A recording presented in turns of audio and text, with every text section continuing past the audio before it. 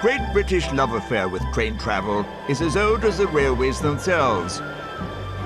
From the beating heart of London's metropolis to the majesty of the Scottish Highlands. Connecting coast and countryside with our great cities, the East Coast Line has it all.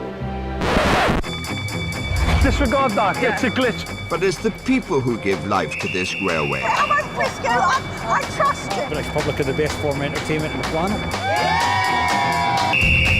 The East Coast Line carries 19 million passengers a year on 155 train journeys a day, along almost 1,000 miles of track. East Coast is the largest operator on the line. It runs trains, manages stations, and employs nearly 3,000 staff. That's all you do it all day. I'm not playing with you while you're showing off. The East Coast workforce toils tirelessly. Handy bags, please. From driving trains... Look at this office window. Fantastic. ...to making breakfasts... I've cooked that much bacon over the years. Surprised I haven't turned into a pig. ...to controlling the whole train set. Morning. That's absolutely excellent, Graham. Keeping everything on track behind the scenes and in public. I've been standing here for half an hour. These are the real heroes of the railway.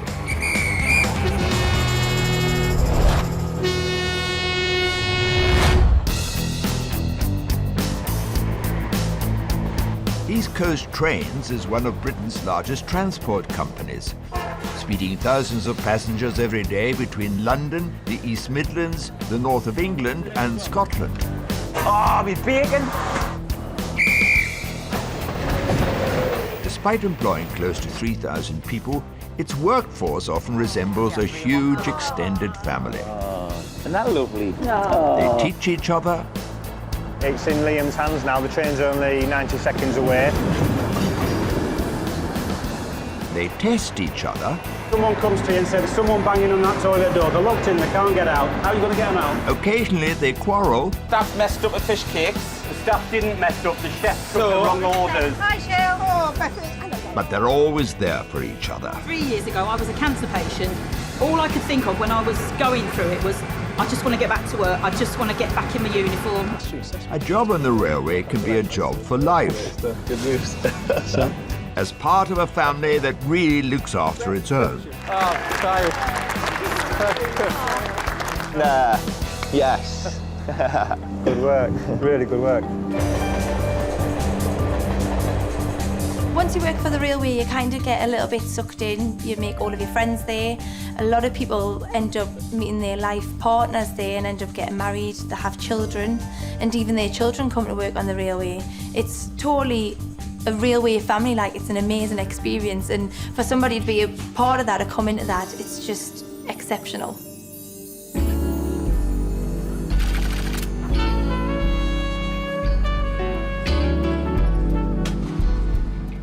It's the crack of dawn in Newcastle, and catering for the first-class passengers on board the early morning 4:45 to London are Chef Mark and crew leader Nigel. This dynamic duo are as close as any married couple. Is that a flying bit of toast there, was it? So it popped out the toaster. Oh, toaster up there now. High velocity. The toaster's up there nowadays, is it? Right, let's get this porridge. The service is nicknamed the Porridge Express because as the train gets closer to London, the orders for porridge start coming in thick and fast. Oh, you've got time to drink tea, have you? Yeah, we're gone. Yes, I've got time to drink tea. I'm paid for what I know, you see. I do enjoy working with Mark, yeah. He's a good laugh. The work gets done. We'll look after each other, really. Do you want me to take the orders? If you want to. It's up to you, I can give you a hand. Is your pen than Nige? He doesn't go Nigel and Mark are so close that they occasionally even swap roles, though not without the odd inevitable disagreement. There you go. From York for breakfast this morning. Any orders from York? Being sandwich. Mark likes to help out by taking the orders, which is a great help a lot of the time. However, we work to different codes to Mark does. A coffee. Thank you. Grill for you. When I help taking the orders for Nigel and other crews, I always get it right. Do you want any food? Yeah. What can I get you? Full breakfast, thank you. Where I would put F for fish, he puts S for salmon. which S for salmon looks very similar to G for grill. Oh, all right, G for grill. You know, S for salmon. Order the grill. No. I'm giving people salmon that order grills because he's put S's instead of F's and...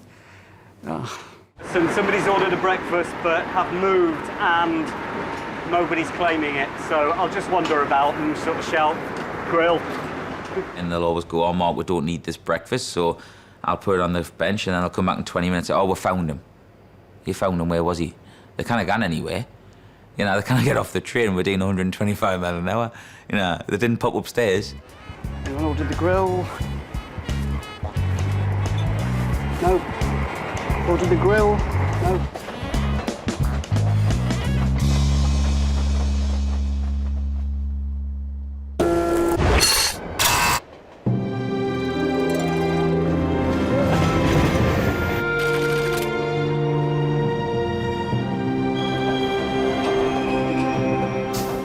Miles south of Newcastle at York Station, another early morning employee is hard at work.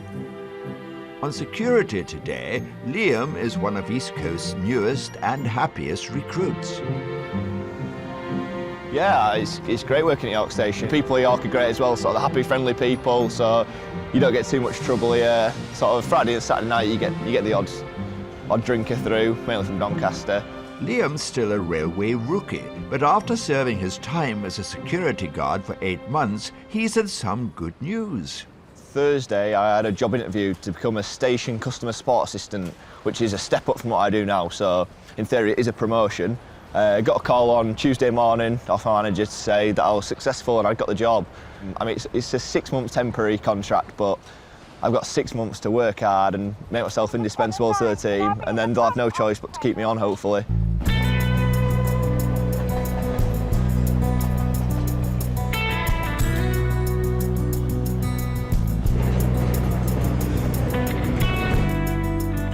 With his daybreak duties completed, Liam's excused from further frontline action today. Instead, he'll be training for his new role, the first step to realizing his dream of becoming a dispatcher. Dispatchers direct the movements of trains coming in and out of the station. They're responsible for keeping trains on time and passengers safe. Liam's initial training will last a week, taking him off chilly platform duty and into a heated classroom. It'll be great to have a week off from security, yeah, I can rest my little legs up for a week. Nice warm classroom as well, so I won't be freezing like it is outside. So yeah, it should be a bit of a bonus. But while Liam may be looking forward to putting his feet up, team leader Rachel has other ideas. Follow me. The aim of today's lesson is to show the class what all those confusing lights and symbols on the platforms really mean. So all those shifts spent whizzing around the station on security duty should stand Liam in good stead. Trick question then. What's missing over here, which we've got over there? No overhead lines. Sorry? No overhead lines. Spot on. Well done, Liam. Next up is the signal lights, which to the untrained eye may look like normal traffic lights, but are in fact much more complicated. So it's showing red now. So red means stop, danger, yep. Not as simple as traffic lights in a road, no. I mean, it's not too dissimilar. There are similarities there, but it's certainly not exactly the same. Definitely not. So you would have green, say green first, then you would have yellow, and then red. Yep, okay.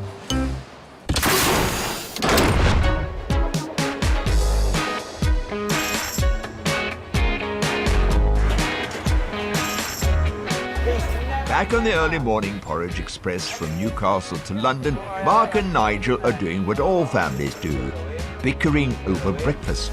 So, the staff messed up the fish cakes. The staff didn't mess up, the chef took the wrong orders.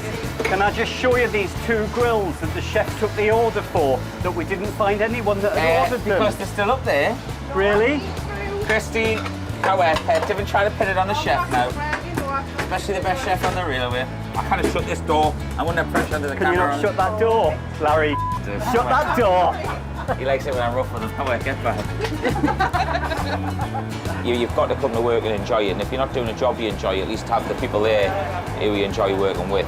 Get on with 99% of them as well, so it's fantastic. Well, whether they get on with me is a different matter. A cuddle. Cuddle.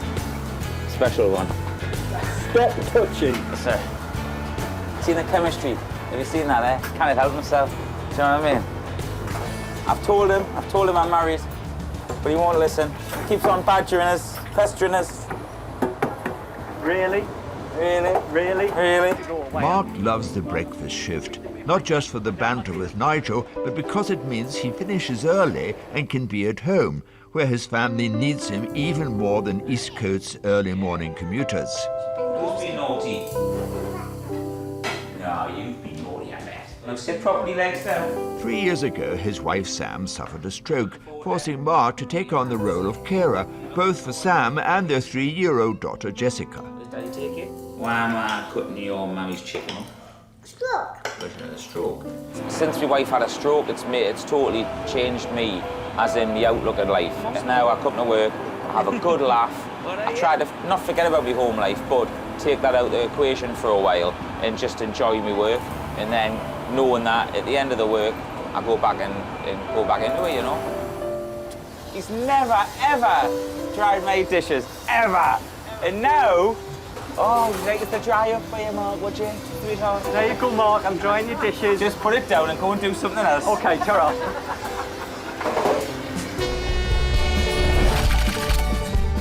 Romance is alive and well on the Porridge Express. Six-pack on that, yeah. Honestly, on top of a six-pack. And it's crunch time for Liam as dispatch training gets serious. There is no grey area. You absolutely have to be on the money.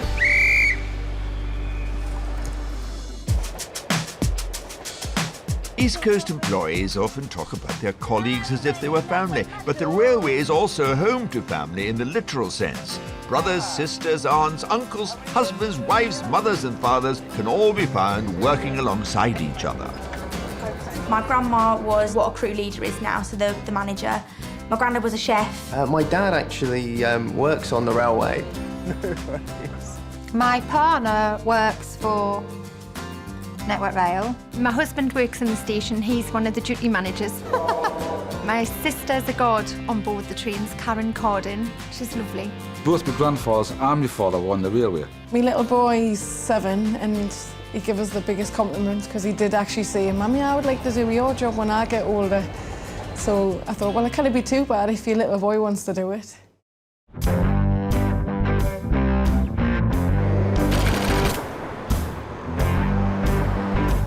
At York, one of the East Coast family's youngest members, railway rookie Liam, has been working as a station security guard for 8 months, but he's been recently promoted and is now training for his dream job, train dispatcher. Working as a dispatcher means becoming a cog in a highly complex machine. With over 40 dispatchers working at York and as many as 3 assigned to a single train, cooperation is essential. So team leader Rachel wants to test the class with a fiendish team-building task.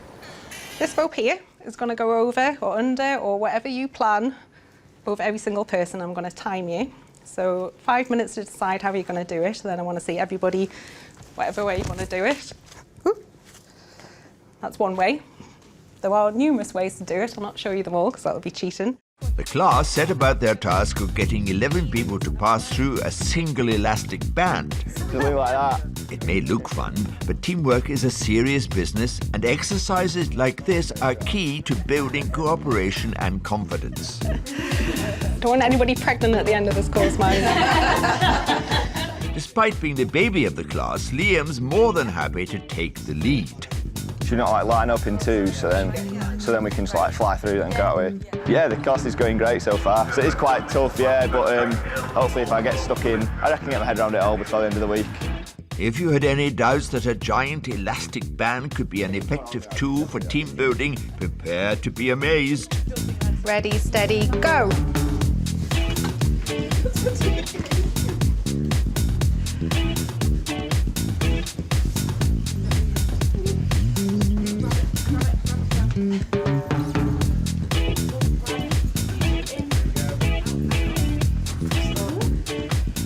18 seconds. Well done. The class may have passed the elastic exam with flying colours, but the real test will come later in the week when dispatch training moves out of the classroom and onto the platform.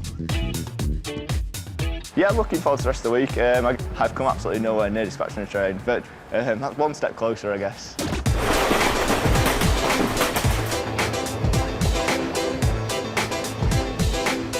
Back on the Porridge Express from Newcastle to London, Chef Mark and crew leader Nigel reflect on another successful shift. Everyone's fed, everyone's watered, most of the dirties are in. All we have to do is clear everything away and relay in 45 minutes. But it's fine. I keep saying it's... And have staff breakfast. Oh, porridge. Yeah. Aye, porridge. Porridge Express.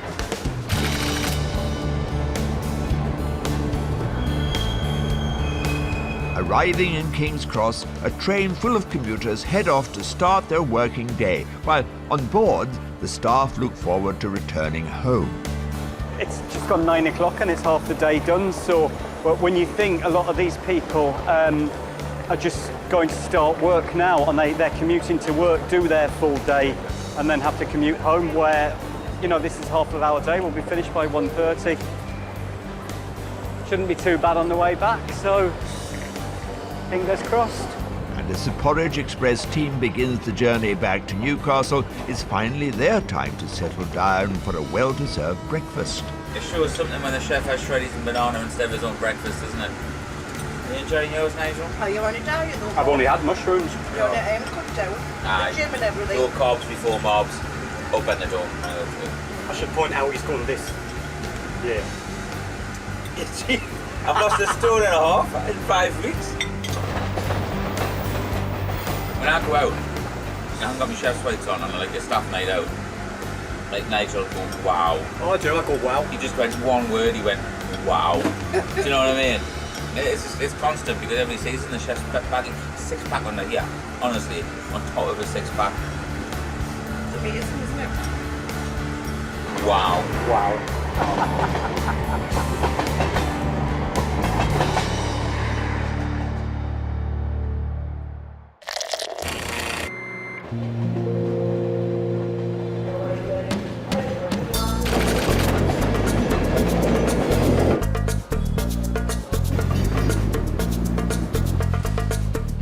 At York Station, former security guard Liam is moving up the railway career ladder. But to secure his promotion to train dispatcher, he'll need to prove himself worthy on the platform. Today, he'll be mentored and assessed on the job by seasoned dispatcher Richard. Things you're aware of as we know about bikes, big bags, passengers who might be unsure of the environment, guide dogs, wheelchair passengers who need assistance, things like that. So I went out with Rich, which is good because he's a really nice guy and knows absolutely everything. So I'm going to observe him for a bit first, observe him for the first few trains, and then hopefully have a go for myself. York Station boasts 11 platforms, each with trains arriving and departing in both directions. If he's to make the grade, Liam will need to show Richard that he's familiar with a total of 22 light and signal combinations.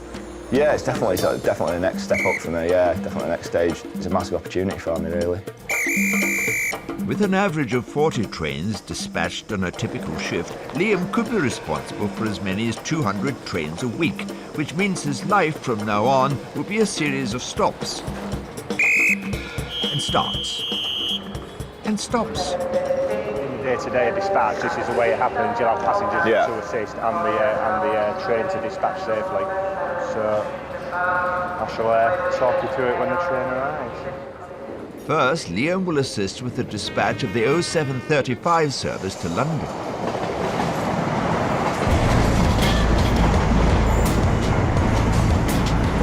There's nothing untoward as it's coming past, nobody hanging out the windows, nothing hanging off the train. Aside from passenger safety, the major concern when dispatching is to get the train out on time.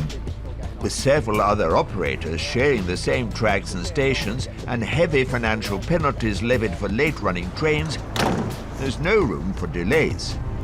Check the doors because we're doing the front 3 or 4 carriages this morning. We have 300-400 trains a day to look after. Loud whistle, hand right up. We'll have another train in 5 minutes, and then 5 minutes after that, and 5 minutes after that. The trains keep coming thick and fast. See you later.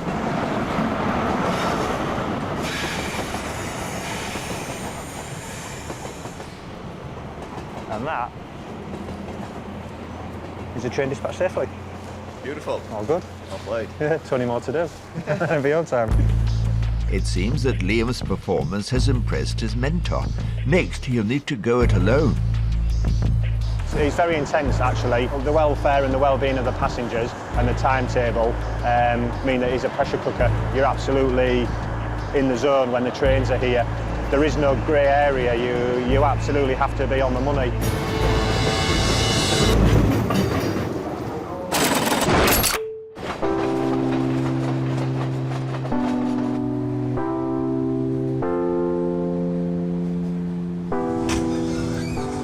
So we don't do latte coffees. Just coffee with hot milk if possible. We don't do that either, sir. It's Italian. Queen of the onboard shop, Michelle, has been part of the East Coast family for over 30 years. Today, she's on the London to Edinburgh service, proudly presiding over her well-stocked buffet carriage. We've got the whiskey, the gin, the vodka, and the mixers. And also we've got magazines here now. That's a recent thing. We didn't have magazines until quite recently. So and then we've got all the crisps, the quavers. Oh, look, upside down, look. And we do the different flavours of crisps. In these fridges, we've got all the cold sandwiches and the hot sandwiches that we put in the oven to cook as well.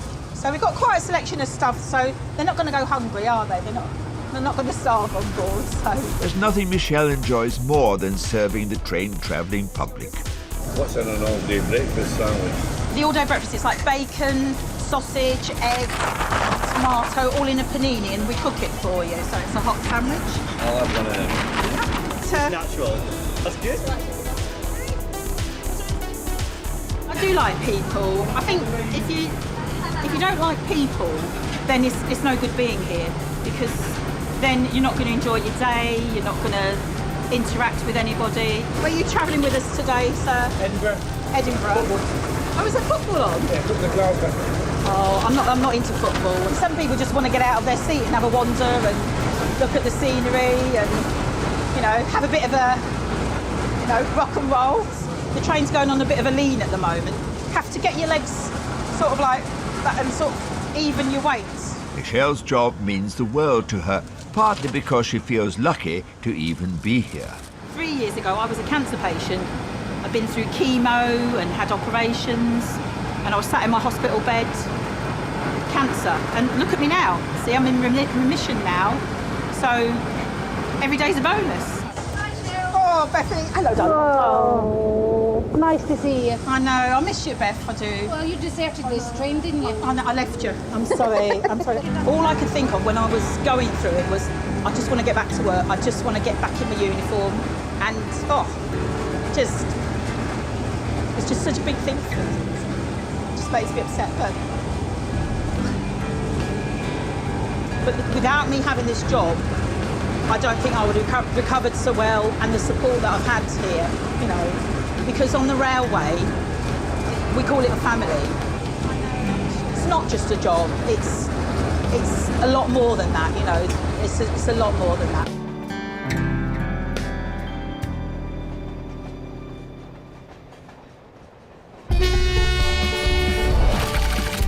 It's the moment of truth for Liam. Right, got your radio? Got radio. Ready for your first train? Ready for my first train.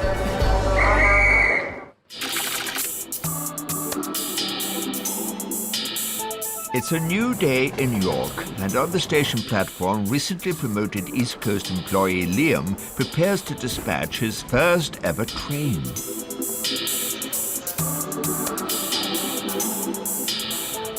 Morning, I've had Rich mentoring me.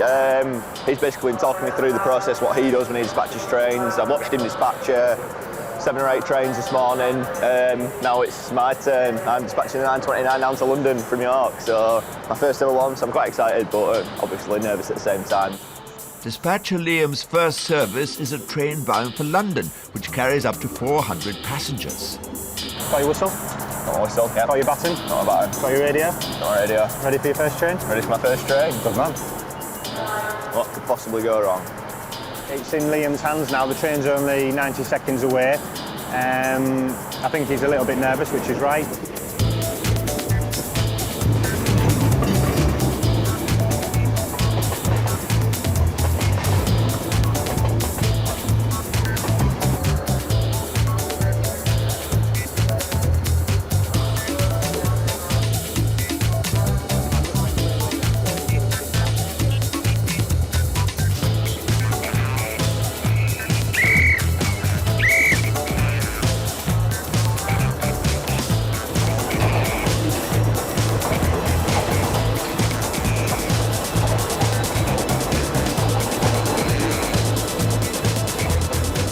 Well done, Liam. Now that's how you dispatch a train. First one down. First one down. Job's a good one. Well, don't rest on your laurels. We've got the 45, the 55 and the 01. You ready? Yeah. Let's go. Let's go. And now Liam's wetted his whistle. There's no stopping him. You going on, sir? Thank you very much.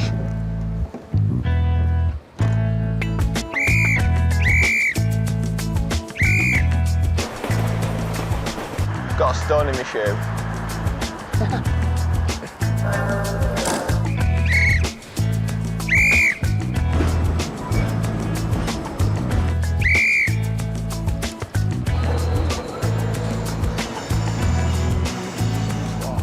Shift under Get your in belt. there. Yes. Good work. Really good work. Day one of dispatching has gone really well. It couldn't have gone any better. It really couldn't. Everything has just gone smoothly. All the trains have gone out safely and on time as well, so it's been absolutely amazing. I'm dispatched out for the day, that's for sure. I'm knackered now. I'm ready to go home and go to bed now. See you again tomorrow. Yeah, 5 o'clock alarm call. Oh.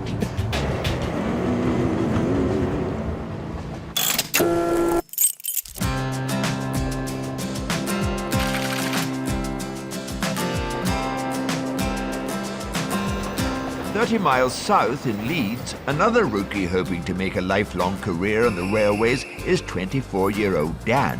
He's in the final stages of training to be a guard on the line. Has dropped down. Time we were on his way. Today is the final part of his on-the-job assessment, and mentor Andy, a guards manager, kicks off by asking Dan to stick his head out of the window of a moving train.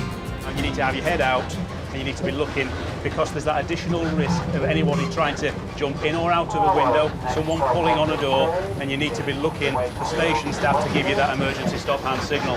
If they did give you that emergency stop hand signal, what would you do? I'd stop the train myself. Just stop the train. I'd give one on the bell buzzer, which is in here.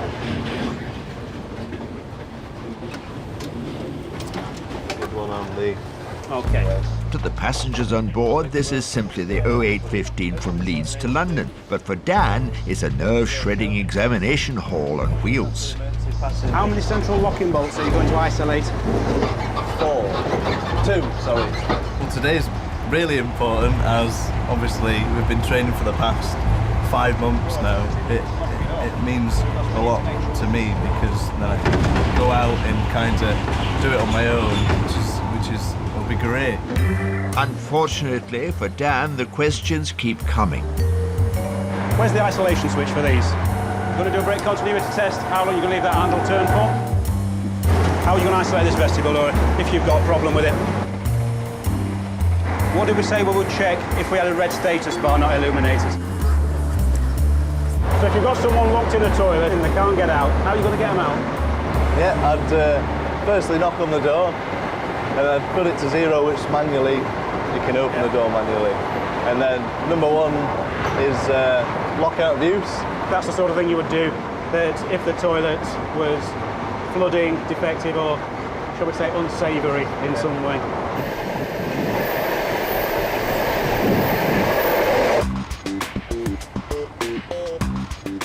With toilet training complete, Dan faces one final ordeal, a good old-fashioned written exam.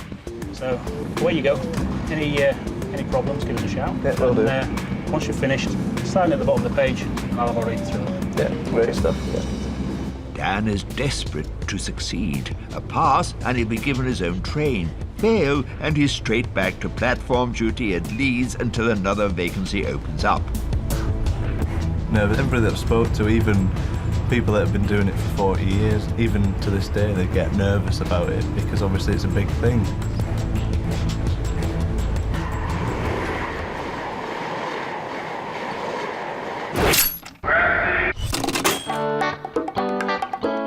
You alright? Good.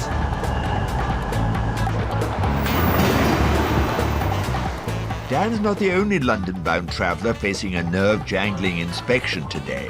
At Durham Station, a troupe of performers with big dreams and shiny pink costumes are boarding the train to King's Cross for what could be the biggest performance of their lives. We're travelling from Durham to London for a performance in El Grande in London, which is one of the biggest salsa nights in the UK ever, over 1,000 people. So it's going to be amazing, and we're so excited about it. As a performer, it's just always been exciting to be in a show, in a part of a show, you know, and the excitement starts from packing, then the journey itself till that you step on a stage. I think it's really exciting, especially when the group gets together, and it's a really good banter between us, especially on the trains, and that's when we all get together and we have a good time. You realise that you're jokes, a team. and yeah, you realise you're a team. The salsa group are called the Latin Connection, and tonight's performance is part of one of the UK's biggest salsa events. They are managed by Jimmy, who is responsible for getting his nervous troupe to the theatre on time. Trains are so punctual, we don't want to miss it. It's by the second, it's amazing.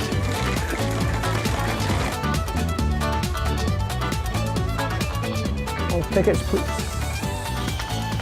Travelling by train is a great opportunity for the group to have a good catch-up, and the hot topic is costumes. There is not much to it. I tell you, my dad loves it. We did have a few issues with boobs.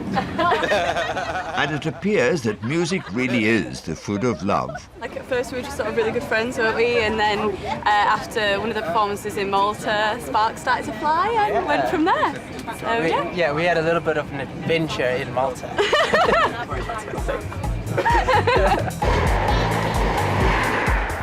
As the group approaches London, expectations are high for this evening's performance.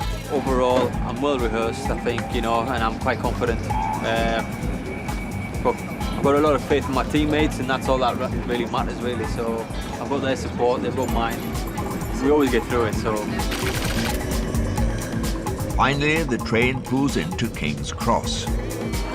Whoa, we're in London. And there's just time for one last impromptu rehearsal.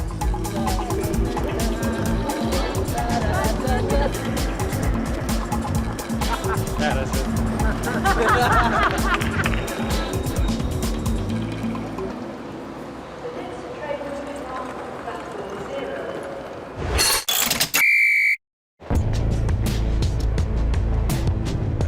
Also approaching King's Cross, trainee guard Dan is about to hear the results of his final on-board assessment. I'm still nervous, but the things that we've gone through, you know, I feel confident myself that I do. When I came to start on the railway with the East Coast, I started on the catering side of things, working on board a train.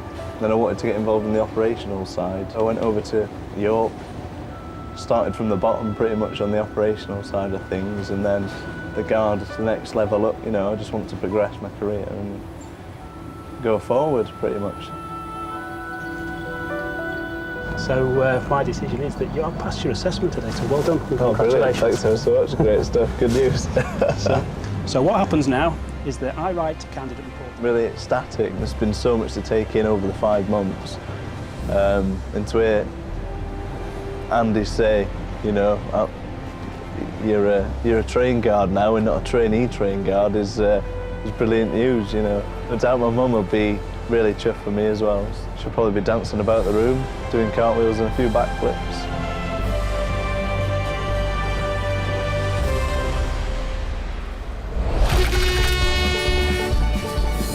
Dan takes on his first train. My name's Daniel, one of your train guards for your journey. And there's a special celebration on board the breakfast service. Happy birthday to me, happy birthday dear Ma.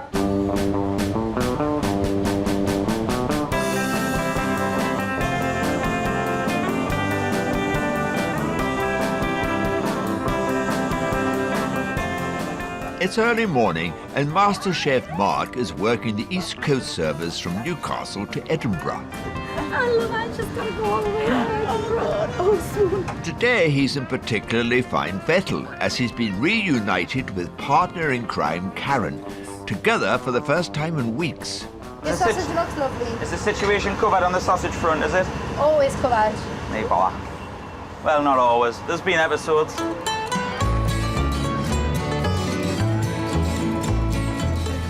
Hello there.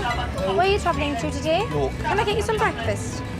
A busy commuter service means a train full of hungry passengers, and hungry can often mean demanding. On your next lot, one no bacon. You know, as if I've got time for this. One no bacon, one no sausage. Any good crew member would just say, just leave it on the plate, sir. Well, I'm very sorry, I I'm hope not that a good sausage crew doesn't member. offend you too much. You just Ah, leave it show one your side. face, McLean. Honestly. Cheers, Karen. But Mark, you say any normal crew member would just say, can you leave it on the plate? However, this crew member is exceptional and treats every passenger as an individual. Ha ha! Favourite time getting up, my favourite train's the 5 o'clock, the 5:25 from Newcastle. I love my earlies because then you can do something on a night time with the lads or with your wife and that, you know, so I should have said wife first. Do something with the wife and the lads if I've got time, you know. Though trains and teams may vary, one thing you can rely on is the disagreement about the number of breakfasts ordered. See, this is what will happen. They're telling me I've done one too many. Right, here it is. I'm going to put the mushroom on anyway because they'll want it. Because they'll want... Donating? Nah, I haven't. Even numbers and plates, odd numbers. You go away with that, and I guarantee you that won't come back in the kitchen, right? All right then. Karen, I hope that plate doesn't come back in the kitchen. I'll never get the last of it. But it appears at this time at least, Mark's maths is top grade. Karen? Yes, Mark? What? No, look, it's here. It's in the bowl. That breakfast back, so I'll use yeah, that's it, just there, look at the bowl. I'll use that breakfast later if you no, want. it's just in the bowl. All right, so can I just, Karen, so is that right? It's just in the bowl, Mark. I'm not even going to tell Mark that he was right.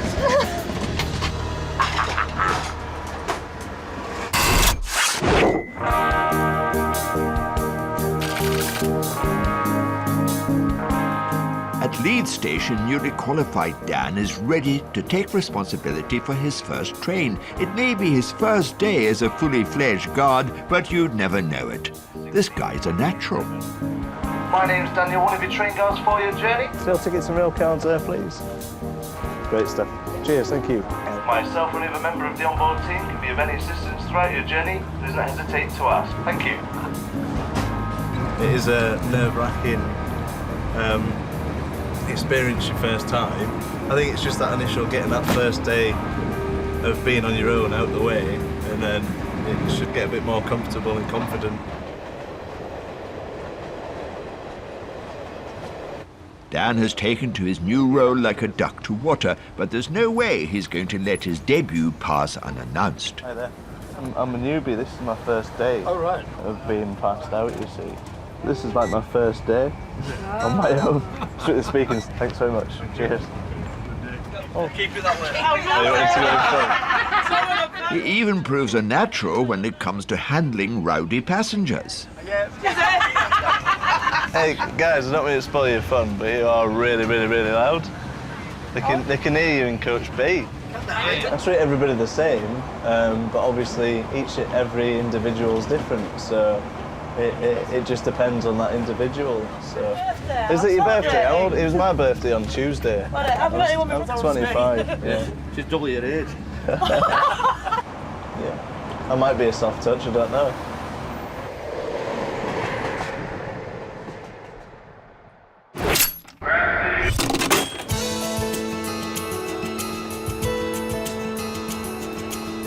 Back on the morning service from London to Edinburgh, it's lunchtime, and Mark is keen to show off his next culinary masterpiece. Now I'm going to freshly prepare my lasagna. This morning, when I knocked them omelettes up in the morning, I would knock some lasagna up as well. And I individually make them, do you know, like your nana does at home. And you knock up a batch of lasagna and you freeze it. That's what I do. I knock it up with that. I bring it to work with us, you know. Knocking out lasagnas is only one of Mark's many talents. Who's the best singer? Mark. Best singer? Aye. Karen's a singer, you know. Karen, you've got a beautiful voice. Honestly, do you know when you sing? I just melt. Does your heart melt? Honestly, it does. Oh, she sings all this crazy rub. Nobody knows these songs that she sings, right? But they're really good, don't you? Like, she changed her wedding song 4 times. Every one that you picked, I've never heard before, right? It's the lyrics, Mark, it's the lyrics. Karen. No, that's the one that you do. That it was the journey. Oh, honestly, I couldn't bear it. God. While Mark washes up in the kitchen, Karen sneaks off to prepare a special surprise for her favourite chef. It was Mark's birthday last week and he wasn't with us because we only see him every 4 weeks. So because this is the first day that we've seen him for 4 weeks, I've decided to bring a little cake and a little candle. But I can't light the candle because we're on a moving train. So we're going to go and sing happy birthday to Mark and give him a little cake. Despite the carefully planned festivities, the age of the birthday boy remains a complete mystery. I'm just going to guess that he's 32, and that's only because he's married and he's got a child, and his child's 3, so I'm just guessing that. I'm going to ask him. Mark, how old are you? 25. No, alright. Didn't be that. 33 and never been kissed.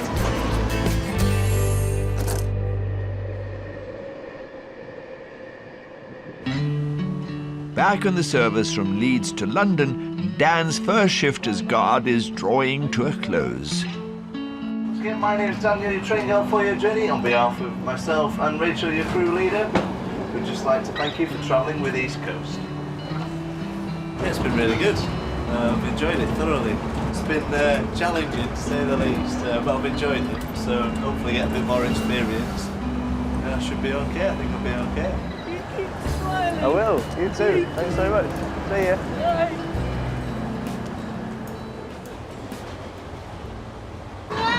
Come here, Mark. On Thursday last week, Yes. was like some sort of special day for someone. Happy birthday to you. Oh, the car's lovely and... Oh, thank you. I'd like to accept this cake on behalf of all my work colleagues and my family, and thanks for getting us to where I am today. All right. Happy birthday, just for you. The monkey. Mark, hope you had a lovely day, lots of love. Colette, Karen, Sue and Kaza. Sit with me. Yeah. Oh. Come here, 3 in 1 cuddle. Oh. Isn't that lovely? No. See you later, Don. Bye, Mark.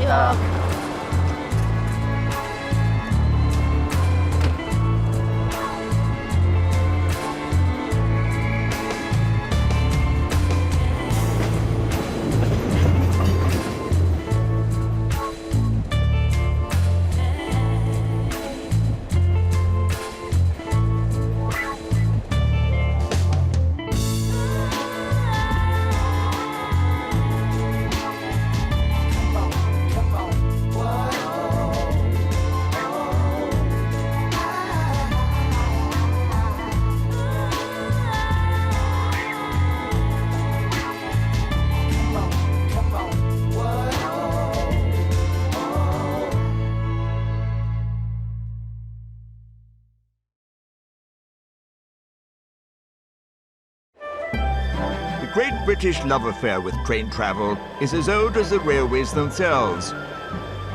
From the beating heart of London's metropolis to the majesty of the Scottish Highlands.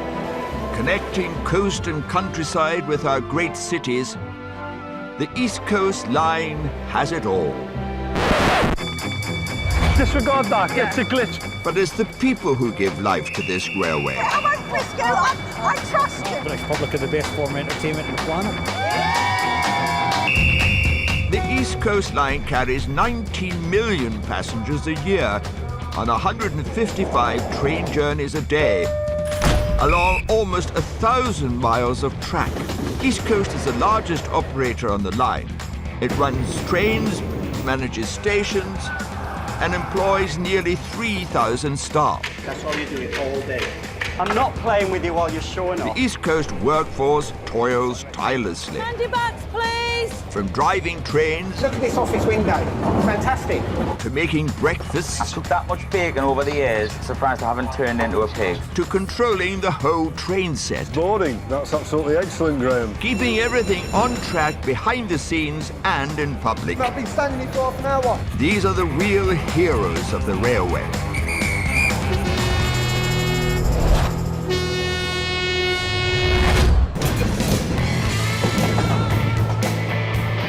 East Coast Trains is one of the British transport network's largest employers. Bonjour! Around 3,000 men and women share a diverse range of duties. Here we go. Whistle while we work. For most, it's so much more rewarding than a boring old desk job. Look at this office window. Fantastic. Not for them, a regular 9 to 5. Even if that means dealing with boisterous passengers. We come from Scotland and we are great. Or disgruntled customers. But how long is that going to take? We've already been here for half an hour, mate. I don't understand your frustration, my friend.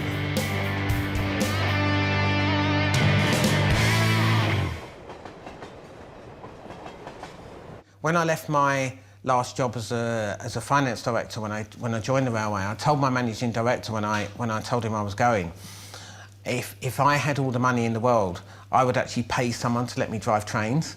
But now somebody pays me to do it, so I can't ask for any more.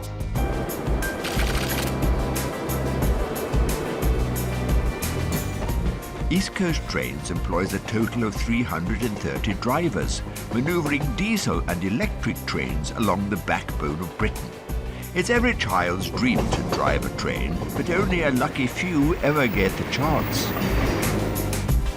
Steve traded in his 9-to-5 job as an accountant for a new life on the railway. First thing I do when I get on the loco is I just check the repair book to make sure there's nothing in the repair book before I put the key in. And then I set the train up ready to do a brake test and just check the lights to make sure all the lights are okay. So I just do the brake test. So the brake pipe's going down, which shows that we've got a brake all the way through from the loco to the back of the train. I think we're okay. There doesn't seem to be any drastic repairs booked, so I think hopefully we'll be away on time. But I've got no wood to touch, so I should not have said that.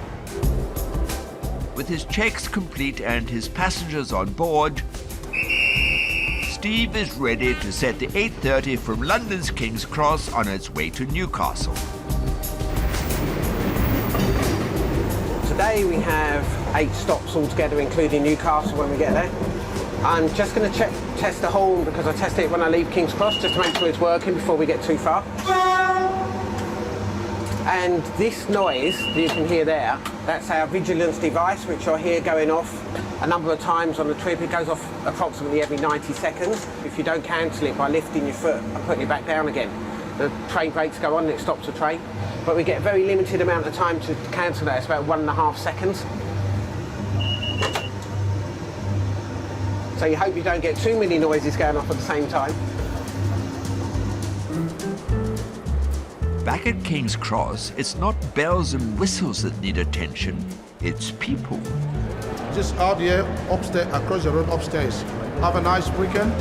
Travel consultant Joe's job is to help passengers get their right train. Is that okay? Yep, thank you. Okay, sir. Working with the railways is the only way I can satisfy myself and enjoy what I'm doing by helping people, because with the railways, you have to deal with customers. It's not a job that you just have to sit in the office. I will send you to the customer information center, so when time comes, they can take you on the train. Oh, that would be wonderful. Okay. Joe's happy to deal with any challenge from the traveling public. I'm a people person. If you see me doing my job from the face, it will tell you that this guy loves people because I'm always smiling. Cheers. Bye. Today, Joe's people skills are being put to the test. Apologies, my friend, apologies. Yeah, your apologies, but it's not going to get me to where I've got to go, is it? This customer is a bit hot under his collar. He claims he put his money in the machine, but it failed to produce a ticket. I put money into the machine and the machine's eaten my money and hasn't given me my ticket. And the man don't seem to be believing it or something, so I don't know. I've missed the first train, so I'm going to have to catch the second train now. I'm trying to get to Peterborough. £31 on a ticket, and the man tells me, don't use the machine, go to the window and pay. Don't use the machine, it's not their fault that the machines ain't working. Well, I'm sorry, yeah, it is. It's your train station. And now I have to be wait another 10 minutes while they go and work it out. Joe's manager has gone to check for signs of the transaction. When an incident happens like this, the bosses or myself have to go behind and check to know exactly what is the problem. So my friend, apologies. I know the way you feel, but you just have to be patient. Yeah, Kevin is just going to count the money. Kevin is doing the job. Yeah, he's not doing it properly because the money's inside the machine and he hasn't emptied nothing from the machine. And it isn't printing right because it hasn't printed my ticket. So if it's going to print him something out, how do we know that it's going to print him the right thing out? So I could be here for a long time. No, you're not going to be for a long time. If that doesn't prove it, he has to come back to empty all that out. No, we're going to empty it. We're going to do that. With no sign of a ticket from the machine, Joe escorts the passenger to the customer service desk. I haven't got the money to get to Peterborough. I've just put my £31 in the machine. I need to get to Peterborough. Yeah, now you're saying to me all it is in the machine. The machine doesn't have. Number 14. They can't find no money in the machine. I don't mind if I can get in writing off one of these that I'll accept being fined. I'll get on the train to Peterborough, but I'm going to get fined. But as soon as you lot find where my money is, you lot cancel the fine. That's fair enough. That's at least the best thing you can do. Can't expect me to pay £62 to travel to Peterborough. It's not just passengers who hate delays. Up in Peterborough, Steve's Newcastle-bound service is 2 minutes late, and he's just as frustrated as any paying customer. No drivers like to be late. We tend to moan about the signallers a lot because they're the people who control the signals, and it tends to be the signals that will slow us down. But the railway, it's not that simple because the railway is a very busy place. But ideally, we would like to come into work every day and drive our trains exactly on time that they're supposed to run. But we don't get to do that often enough, unfortunately.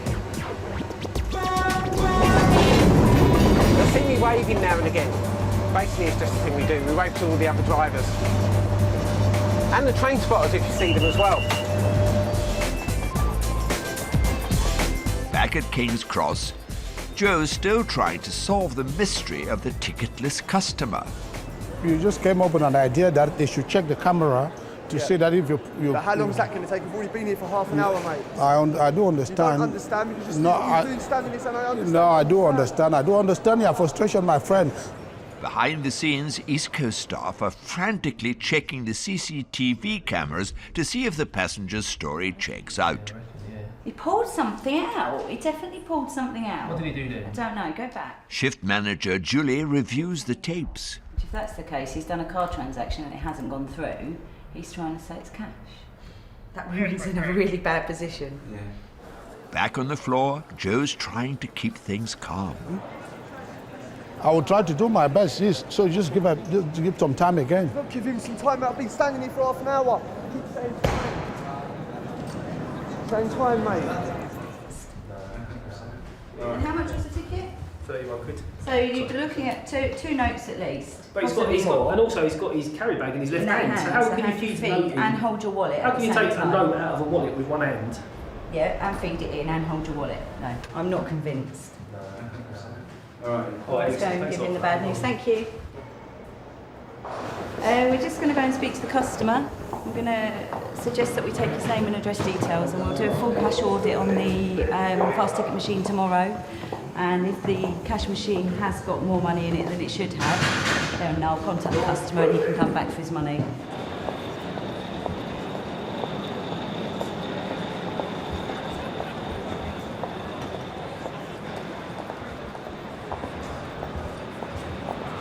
It's gone. Where is it? Where's the customer?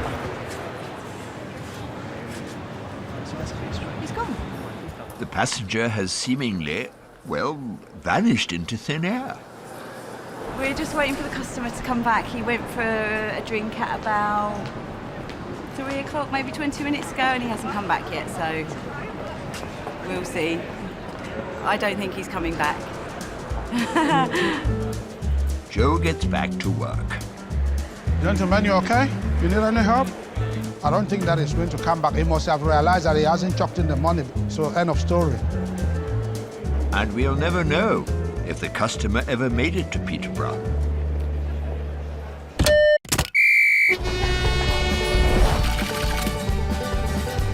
Crew manager Ian goes back to the floor. Morning! And trainee Carol faces her worst fear. Tea, coffee, sandwiches. I'm scared of the trolley.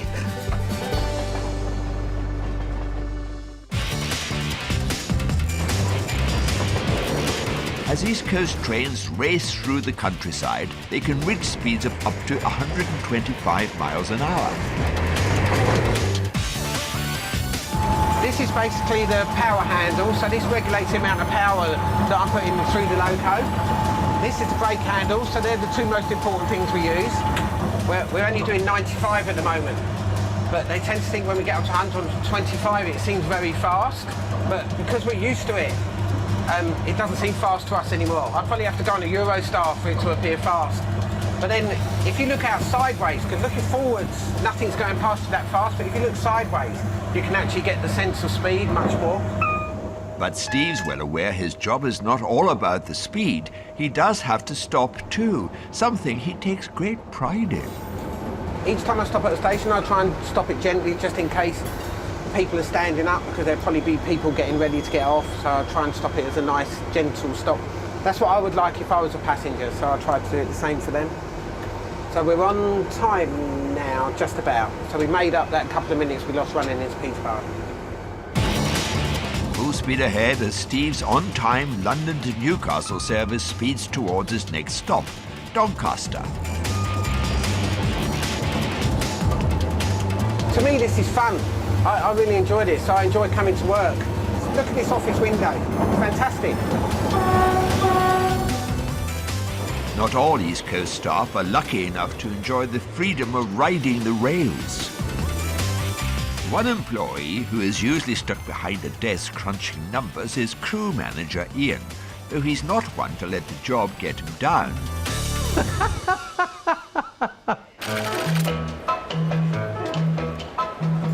Ian's been with East Coast for 16 years and manages a crew of 42 employees. Very demanding job. A lot of things, a lot of people need your attention all the time. You're either a sane person who doesn't sleep or you're just crazy. Today, Ian's in luck. He's getting out of the office and going back to the floor. Bonjour! As a reward to his crew for scoring highly on a recent performance review. Good morning, Pierre. It's not so much about being a day out of the office, it's all about giving one of my teams a day off to actually go and do something else. That's what today's about, really. And hopefully not fall flat on your face while you're out here doing it. Fingers crossed. Trouble is, Ian doesn't get out much. Morning! Today, he has the responsibility of running the snack bar and is expected to bring in a profit of around £80. Chocolates. Right, I'm loading on. I'm going in. I've been told I've got 11 bacon toasties to sell. So if I sell 12, I'm in trouble. He'll have to sharpen his sales technique if Ian's to hit his target. He's been given a float of £37.40. I've got a £37.40 float. I'm a cash handler this morning, and my cash handling skills will be questioned if they're up to the match later on. I will have a £37.40 float when I get to London. Plus, loads of money.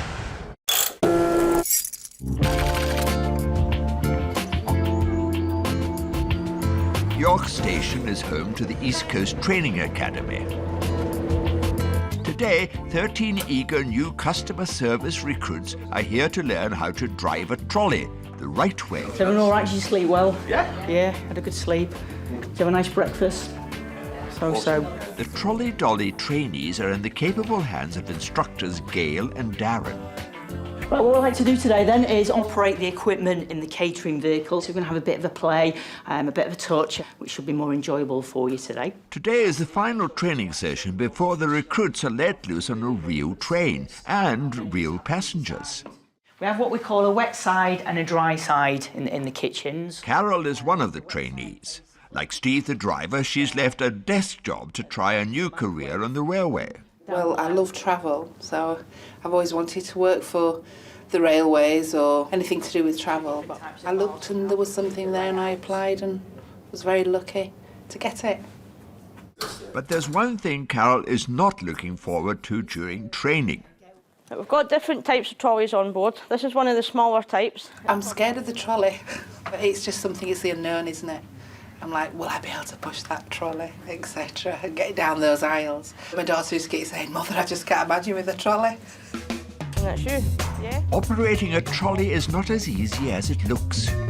Well, it is slightly different doing it on the train, because obviously you've got the movement of the train. But the good thing about the train is that you do have the seats to help keep it steady as well. To be fair, I'm not really that worried about the trolley because I've manual handled the trolley before, so it don't really scare me that much. Fully stocked, it weighs 40 kilograms. Imagine manoeuvring that down a crowded carriage. Or even between two tables in a classroom. Does anybody want to help, Dan? Is that 2 coffees? Jack, on the other hand, has had plenty of on-board experience. That is 2.25, please. When I'm working on the standard trolley, I used to just say, oh, I'm working on the standard trolley, until sort of a couple of customers once, I was having a joke with them, said, oh, are you a trolley dolly? And that's just kind of stuck for me. I know of someone who once was going through with the trolley and they actually ran over someone's foot because the person wasn't in the way at the time, but they actually stuck their foot out just as the trolley went past. So that was, yeah, we had to do a lot of paperwork there.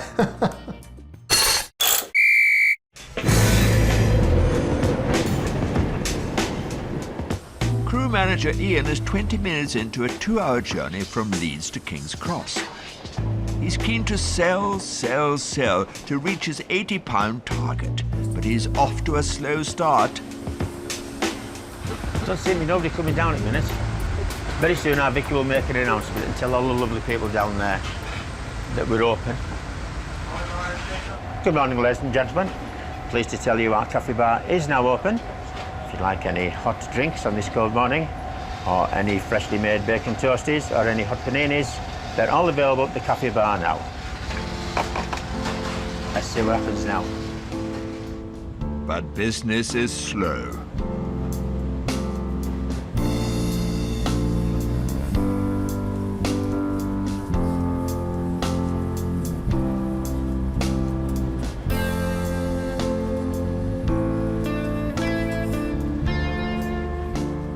Ian is convinced his sales have been sabotaged by fellow crew member Darren, who's operating the trolley. He's gone that way and he's catered to everybody needs, and now he's coming back this way, catering to everybody's needs, and everybody thinks, I don't need to go down to that cafe bar. It's very frustrating, this for me. I'll have to unleash myself. I'm going to break out and go and talk to somebody.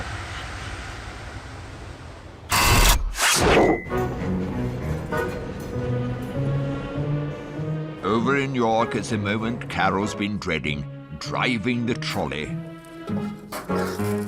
First, she must refuel, release the brakes, a quick check of the mirrors, and she's off.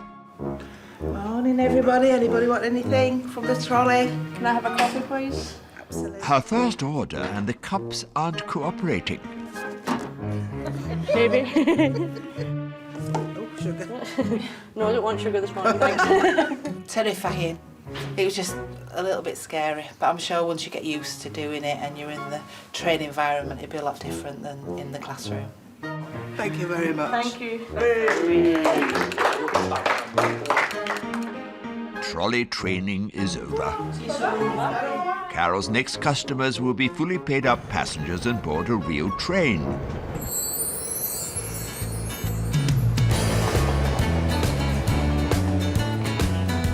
After a miserable morning with precisely 0 customers, crew boss Ian has just about reached the end of his tether. But finally... And what sort of tea do you sell? Have you any mint tea? Peppermint. Please, yeah. Thank you. Not 1, but 2 customers. When it rains, it pours. That's smashing. And how are you? Have you been Full of busy? the joys of being busy. Have you?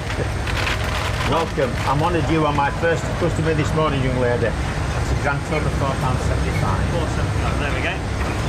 Bless you. Thank you very much. Thanks. Bye-bye. Ian's finally made a sale, but not the big bucks he was hoping for. Some espionage is required. Ian takes a sneaky peek at how much his competitor Darren has made on the trolley.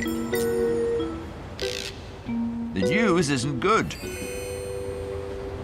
Dazzler is taking 2/3 of the money this train needs to take this morning, which is just as well because we aren't doing it down here.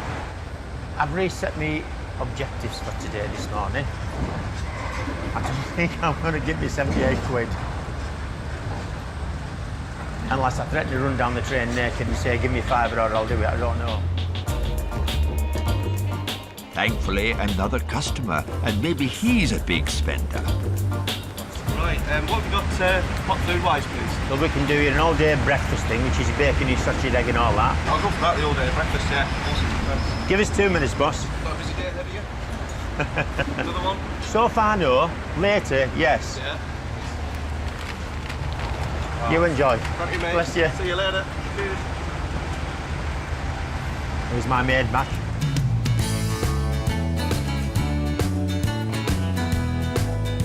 Ian's return to the floor hasn't been as profitable as he hoped. Time to cash up and see how bad the day's takings have been. I've taken a grand total, hey, 23.50. That's it. Bang it in. As they pull into London, Ian worries about what his crew will make of his poor performance. My lot's going to kill me when they find out I've been on their bar and taken £23.50. Fortunately for East Coast, normal service will be resumed tomorrow when Ian will be safely back behind his desk. There we go. Job's done, job's finished, we're cashed up. This bar's beautiful, next crew. Bye from me.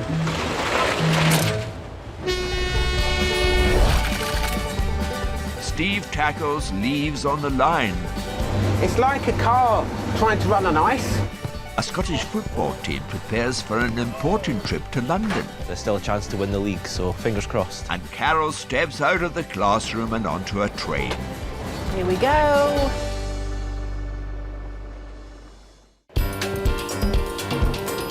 Throughout the year, East Coast train drivers battle the elements. The worst Britain has to offer. Today, on Steve's 300-mile journey to Newcastle, is a good old dose of British rain.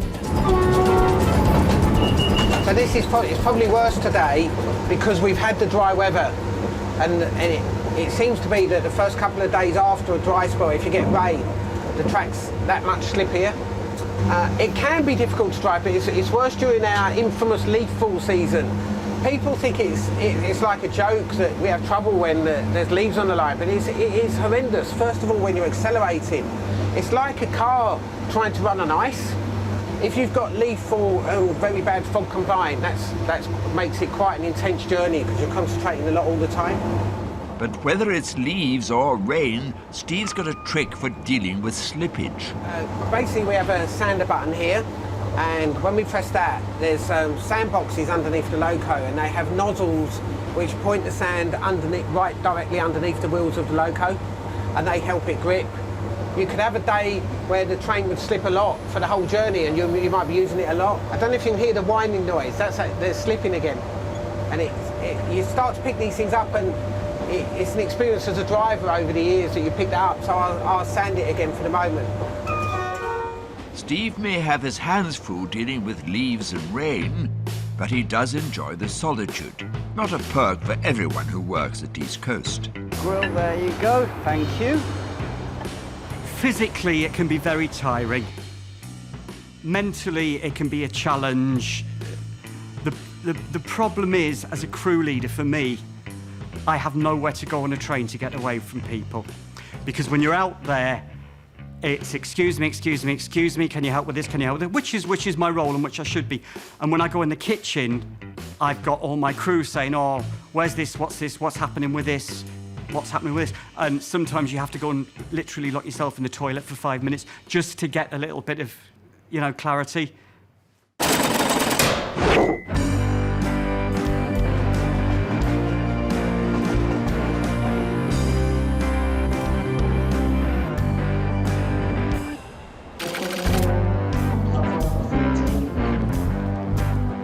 At Leeds Station in Yorkshire, customer service trainee Carol will be trying to resist the urge to lock herself in the toilet. It's her first day serving real customers on a moving train. Hi, are you Maggie? I am. You nice Carol? to meet you, yes, lovely to meet you. You're welcome, love. She's in good hands with her mentor, Maggie. After 11 years on board, she knows all the tricks of the trade. How are you feeling today? I've been really frightened, really scared, but excited at the same time. Yeah, it's exciting work, but don't be scared. You'll enjoy it. You'll enjoy it. You won't be able to wait until you come back tomorrow. Wonderful, that's what I want to hear. It's a first shift, so she's a bit shy and nervous, and going to learn how we do first class and how to serve food, drinks, and help to the passengers. She'll be fine. Her nerves will go away by the end she gets into London. As the train pulls away for the 2.25-hour trip from Leeds to London, Carol prepares to face her public. Mixture of emotions, really. Excited, obviously, because it's a new job, but also quite scared. I've been a bit of a wimp today, really, and that's not me. But I just want to do a good job. Carol managed the trolley in training, but now it's the real deal. Here we go. Whistle while we work. And today she'll be spoiling her customers with a first-class service. There you are. Enjoy. No fruit, no crisps, no cake. You drive fast, Maggie. Now Carol gets tips from the kitchen staff on how to keep hot pies on the plate. The easiest thing to remember is to try and walk like a penguin. Thank you very much. And if walking like a penguin doesn't work, Maggie has another suggestion. I've just got to get used to my train legs. The best way to do it is pretend that you're drunk. Oh, right. Enjoy. It's fine. The more she does it, the better she'll get, which is fine, because I can see that she's going to be like one of these chatty ones, so she's fine. That's the way to do it. Our next challenge, Sauvignon Blanc. pouring drinks at 125 miles an hour. Sorry, I forgot to ask you, do you want a big one or a little one? You got a big one? I wouldn't have known that this was somebody who was here on her first day. I mean, apart from anything else, she can keep her balance on these fast-moving trains, but on top of that, she can pour tea and milk without spilling it on this fast-moving train. A train full of satisfied customers arrives at their destination, and Carol has survived her first day out of the office. You've done a really good job, this one. Next one's going to be better, so just think positive. I will. Right? And if you've got any questions, just ask. I will do, absolutely. And the dreaded trolley, piece of cake. It wasn't as bad as what I expected it to be. I am looking forward to my next shift. I will turn up tomorrow.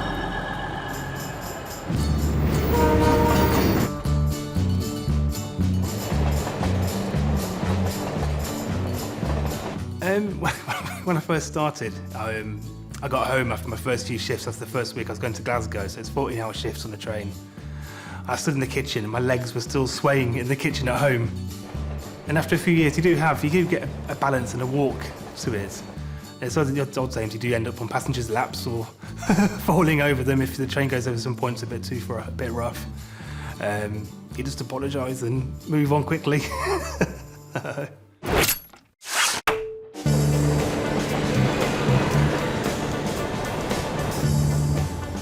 Steve the driver just loves his job, but his schedule is not to everyone's liking. I put the biggest challenge down of being a train driver as the wife moaning about the shifts. She'll always moan about working at weekends and nights, but doesn't tend to say when I'm home during the day and I can do jobs or we can go out together. So that I suppose on a personal basis is the challenge. At heart, Steve's an old romantic, at home and at work.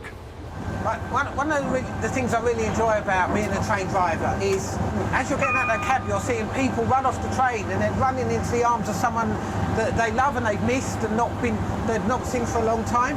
And you think, actually, I've been part of getting those two people together, so that's really nice.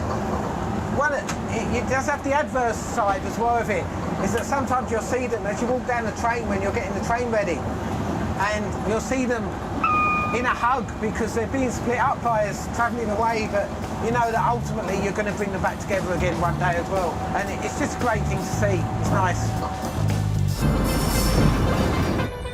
Steve loves bringing people together. Here we are, Newcastle and on time. Good trip. And he knows every train journey tells a story.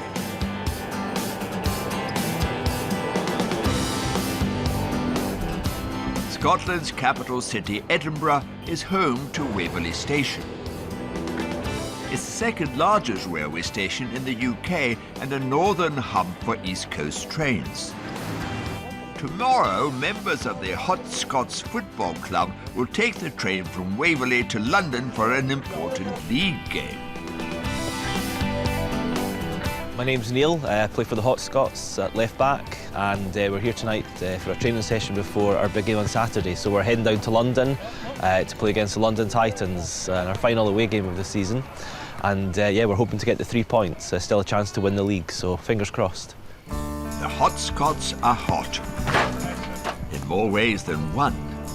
It's a gay league that we play in. It's certainly not exclusive. We have heterosexual players, we have women players. We certainly don't discriminate in that respect. Oh, good save. It's a community club. It's really about getting people of all ages, sexuality, gender, to come along and play football. The club was founded in 2007 to take on teams up and down the UK. I hope it goes a little bit towards sort of breaking down barriers and the opposition realise that we're not maybe as stereotyped as they might have in their heads. You know, we can play in the mud, we can play in the rain. Our throw-ins are quite normal. So the name Hot Scots is kind of a funny thing. I kind of hope that would encourage people not to take it super seriously. It can be slightly embarrassing sometimes when we're playing just down the regular park or something. Some of the kids are walking by going, oh, what team is it? Oh, Hot Scots. Don't ask. Question is, will they live up to their name tomorrow, when they head to London with the league title on the line? Steve has a surprise passenger. You keep your fingers crossed that one-off thing that happens once in your railway career doesn't happen when you've got your manager sitting next to you. And the Hot Scots ride the rails from Waverley. Are we going out tonight? I don't think we will tonight. No, you're going out tonight. I'm going out to take them out. I'm going out tonight with the other team.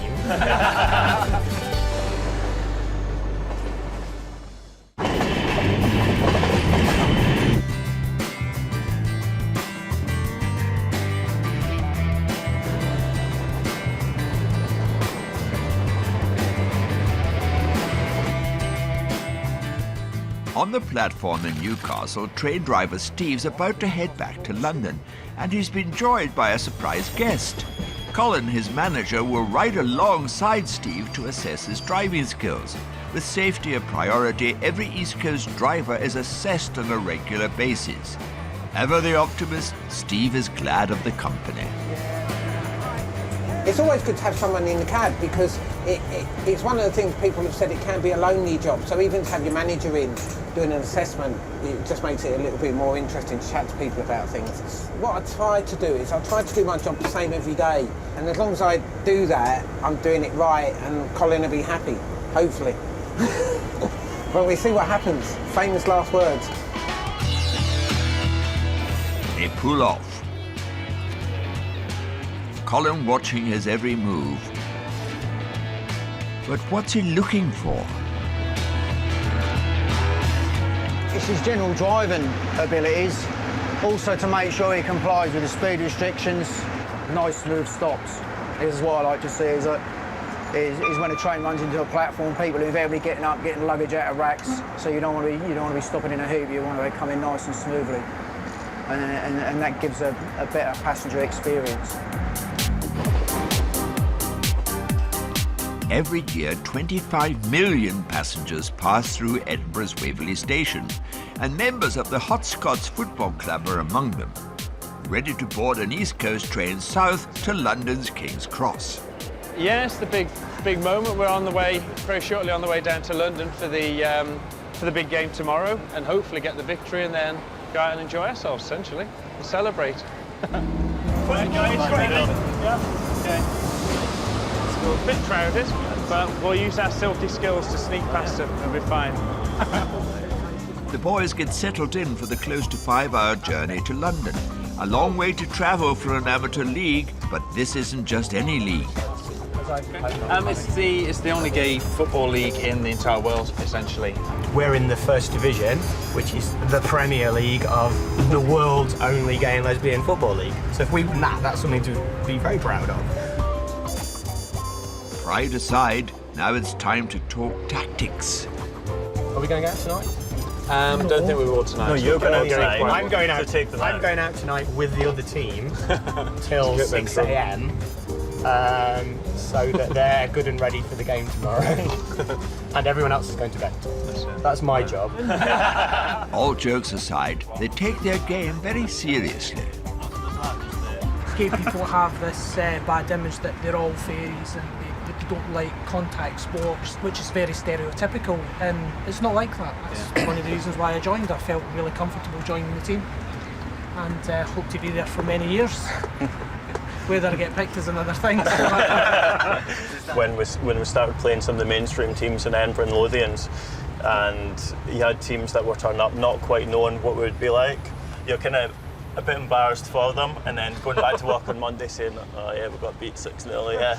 So it can be quite funny that way. It's 2013, and I think most mainstream teams would be okay with it, because if you're any good at football, they'll generally accept you. If you're not any good at football, then maybe they won't. Yeah.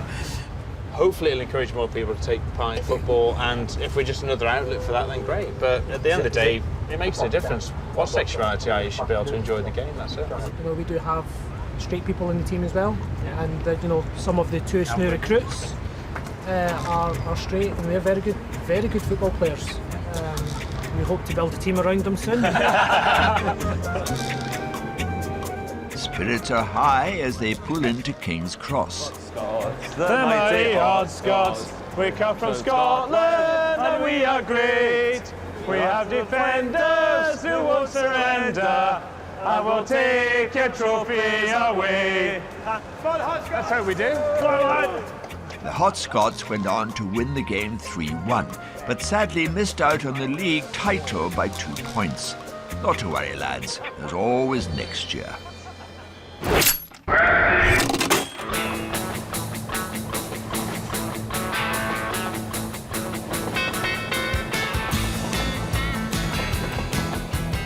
Heading for King's Cross, Steve's trying to score points with Colin as his referee, but the typical British weather is trying to catch him offside. Oh, slipping because of the rain. Is there anything you can do on these to actually ease the wheel slip problem? We don't have any sanders on. Absolutely, we haven't got any sanders. So it's really easing off power until you're just finding the place at which they will take the power level you've got. Good. Colin's impressed, but as they pull into the first station, Steve has to put on the brakes gently. The stop was fine, that was nice and smooth and controlled, and we stopped in the appropriate position. That's spot on.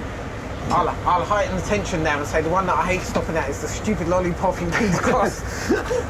We have a lollipop in King's Cross where we have to stop and it lines the train up so they can get the water pipes on. And because the HSTs, the brakes tend to react, go on and come off a little bit slower than they do on the electrics, they're that little bit harder to get stopped right. But it's a matter of just having it all under control as you run in, that's the thing. So we'll see what happens when we get there. I can bribe my manager now. Would you like a wine cup? I will, but that won't make no difference. I'll give it back then. Passing this assessment is important to Steve. He couldn't imagine not driving trains. But it's not just driving tests he must endure to keep his license. We have medicals at the moment every 5 years until we're 60 years old, and then we have to have them every 2 years. And I think if I went into a medical and they said, sorry, you're going to have to come off train driving because your hearing isn't good enough or your eyesight isn't good enough now, it would probably be devastating given how much I love the job. So I tend to dread the medicals a bit. With one stop to go, Steve's assessment is nearly complete. No pressure at all. Hopefully I'm doing okay. I just drive how I normally drive and hopefully that's good enough. And you keep your fingers crossed that one-off thing that happens once in your railway career doesn't happen when you've got your manager sitting next to you. It is purely about his driving because the most important thing is that he drives the train safely. And if that means we've got to be late because they put something in front of us, then we can't do anything about it. You know, we endeavour to be there on time because, again, every driver wants to get their train from A to B on time as part of a professional pride. With his confidence high, Steve pulls into King's Cross Station. Precision is needed as he faces his arch nemesis, the lollipop. He needs to stop this 453-ton diesel engine on a sixpence, under the eagle eye of his manager.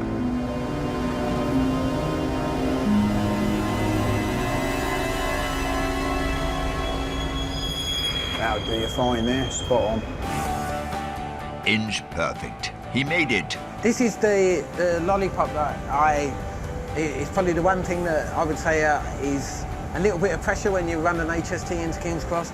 I'm keen to not be the person who somebody else gets called down later on to move the train because they can't get the pipes on it. So, no, it worked well and I was pleased. But what does Colin think of his efforts?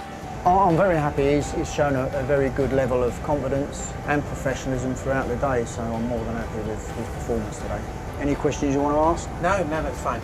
I'm happy with Good. the assessment. OK then, good. Right. Time to go home. It is time to go home. Colin's happy. Steve can finally relax. Looks like he'll be back in the driver's seat tomorrow.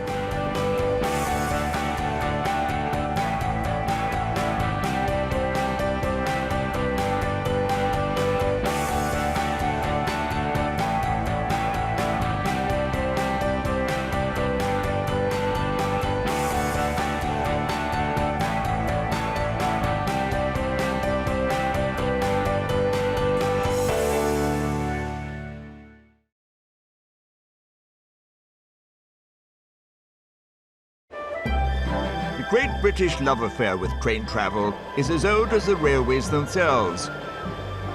From the beating heart of London's metropolis to the majesty of the Scottish Highlands.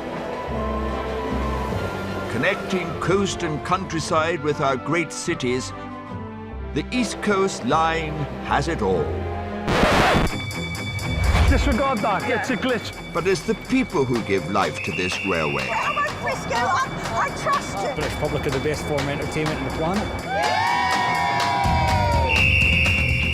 The East Coast Line carries 19 million passengers a year on 155 train journeys a day, along almost 1,000 miles of track. East Coast is the largest operator on the line.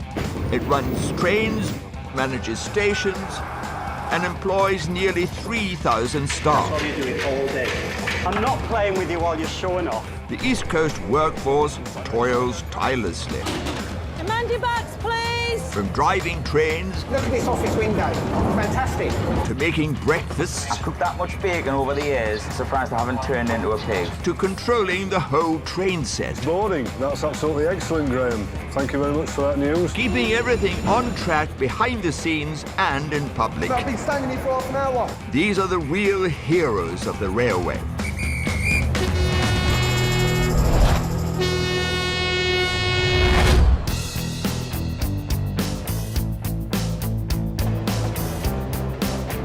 Around 3,000 men and women work for East Coast. Many have spent their entire working lives on the railway, and many more are only just embarking on their careers. I've got a good shift, haven't we? Yes, darling. But they all know that on the railways, no 2 days are alike. Every day is different on the railway. And whatever gets thrown their way, whether good or bad, when you get something like a fatality, it puts things into context a little bit. A bit crazy. One more and you're off the station. it's all in a day's work. It's not working. Anything can be thrown at you at any minute. No, off the train, off.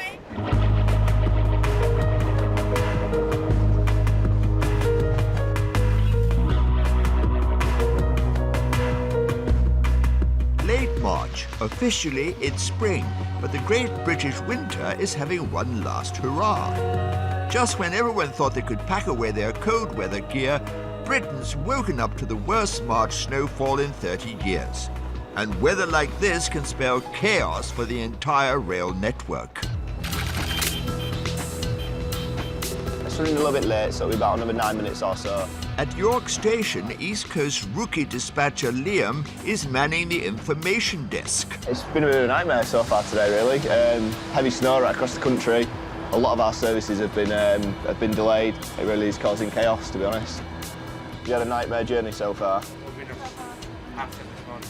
Joking. Where have you come from? From All sorts of crazy inquiries. I mean, people are asking me if the train's going to be all right tomorrow, but I don't even know if the train's going to be all right in an hour's time, never mind tomorrow. So, always get inquiries like that, but I've not got a crystal ball, unfortunately. I wish I did, but I don't.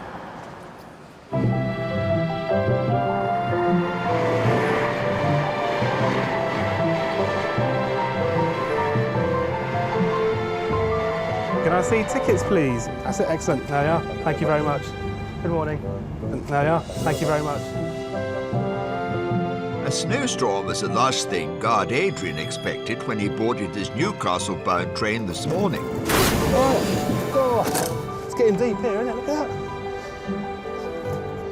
A couple of inches deep at the platform. Oh, we're not even halfway there yet.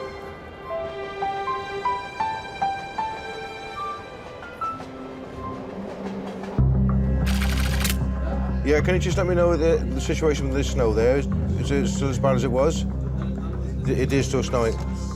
At the control centre in York, the beating heart of the East Coast operation, the team is busy monitoring all services and ensuring communications are up to date across the network for crew and passengers. You're okay as far as passengers getting in and out of the station? Right, that's perfect. Information controller Mickey thinks they're managing the unexpected disruption pretty well. We're able to run a pretty decent service. In fact, we haven't cancelled one train today. And the latest train we have running, I think, is 20 minutes late. But all this could change if the weather conditions continue to worsen. There's some more snow forecast for the next 24 hours. Sub-zero temperatures throughout the route. London -1, northeast -4. We never used to have temperatures like that, I'm sure. We're getting more and more like Canada each day. But when I think back to this weekend last year, it was a boiling hot weekend. It just goes to show. You never know what to expect. You just have to be prepared for all kinds of weathers. On the train speeding north, Adrian's bracing himself for the worst. It's looking heavy. Yeah, it looks very thick. I can imagine it's getting worse as we get further north.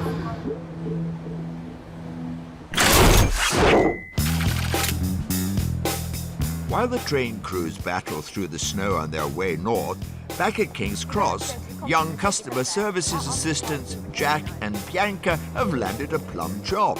East Coast is rolling out a new uniform, and this lucky pair will be modelling the collection on its first public outing. I've seen the new uniform and I thought I really loved it. I really liked it. It's very pink, but for me, I love it. So.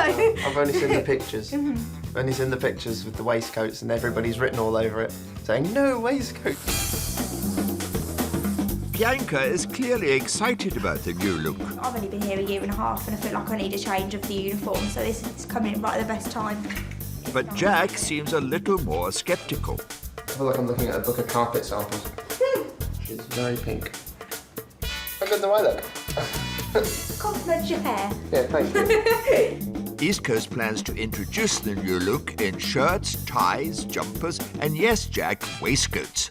Around 20,000 garments will be rolled out across the network. Right then, we're going to try it on. No? Okay, yeah. Give this a try.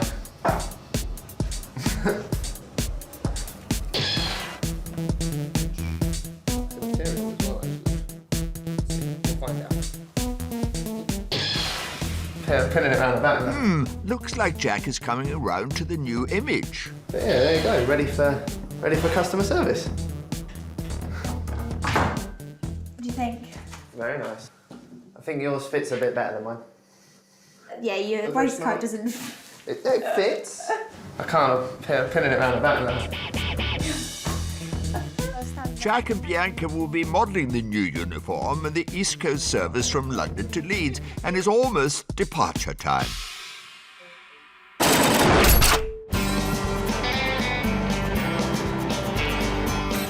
En route to Newcastle, train guard Adrian assists a passenger who missed his scheduled connection because of the snow. What time's the connection? Let's have a look. 9:29. There's a 9:49. How long does it take for them to get to Sheffield? That'll get to Sheffield at 10:19. But obviously there might be delays themselves as well, so... Just like the passengers, Adrian is anxious that the bad weather doesn't leave him stuck in transit, unable to get home to London. Lovely jubbly. Like anybody else, I want to get home to my family, so I don't want to be delayed any longer than I have to be. I've got a wife and 3 kids at home, and I want to be home to see them before they go to bed. The train's pulling into Newcastle, and Adrian's got an hour to wait for his homeward-bound train, which is currently heading south from Inverness. I hope the snow settles down now so we can get back home on time, but who knows?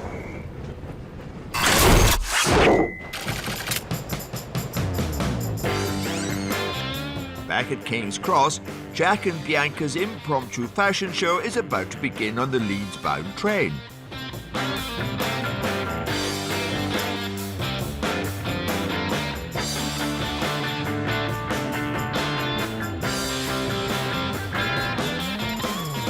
At the cafe bar, Jack's come up with a cunning plan. I'm just going to ask people when they come up to the bar whether they like the new uniform or not, and I'm just going to make a tally and see whether or not at the end of the day it's a good idea. It's a way to do it. Maybe not the best, but probably the most fun.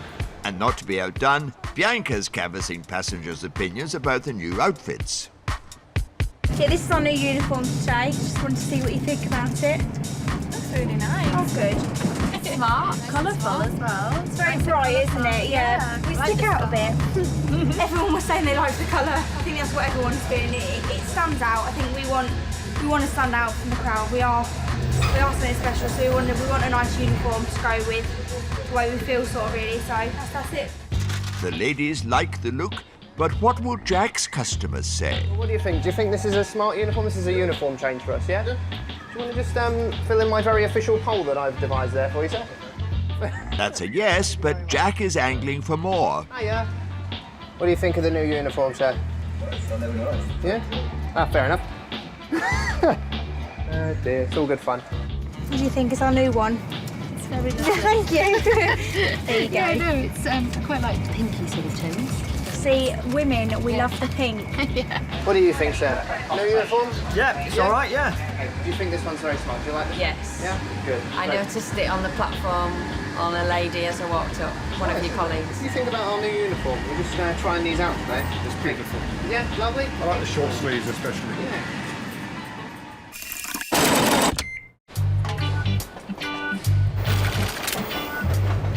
Back in Newcastle, after an hour break, train card Adrian's London-bound train is good to go, and the snowfall has stopped for the time being. But now he's facing something much, much worse. Excellent. That was our control saying there's a child been sick in coach E for Echo, seats 5 and 6. Like I don't have a look at how much of a cleaning it needs. I hate kids sick. Well, my kids are sick at home. I can't stomach it. All right. Adrian surveys the damage, and it's not as bad as he had feared. All right, no, it's not as bad as I thought. People over the drive time things, don't they? I thought it'd be everywhere. As a guard, Adrian won't do the dirty work. A clean-up team will take care of it at the next station stop. You all right, Princess? Are you better?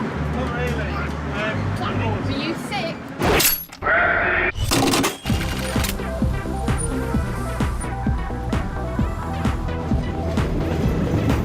It's now late afternoon and the snowstorm has let up. Be 144 down on platform 1, just about in the left. All right. Yeah, I think the rest of the day's going to be pretty smooth, to be honest. Last sort of half an hour, it's died down a lot. There's not as many delays, fingers crossed.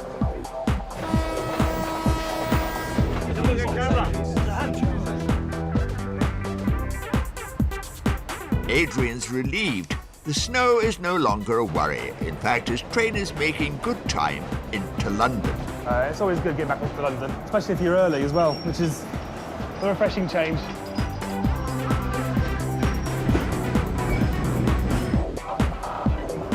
And your buggy. That's no problem at all, that's all right. She's happy she's back on solid ground. Yeah, absolutely. Thank you very much. Bye-bye. While Adrian heads home to his family, Jack and Bianca's train rolls into Leeds and the momentous moment has arrived. The votes have been counted and the result is... We have 7 ticks for yes and 0 ticks for no. So overall, I think it's going to be a good uniform.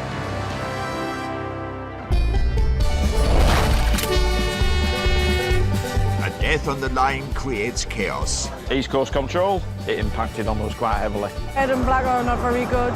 The standard for them train, there's only one result.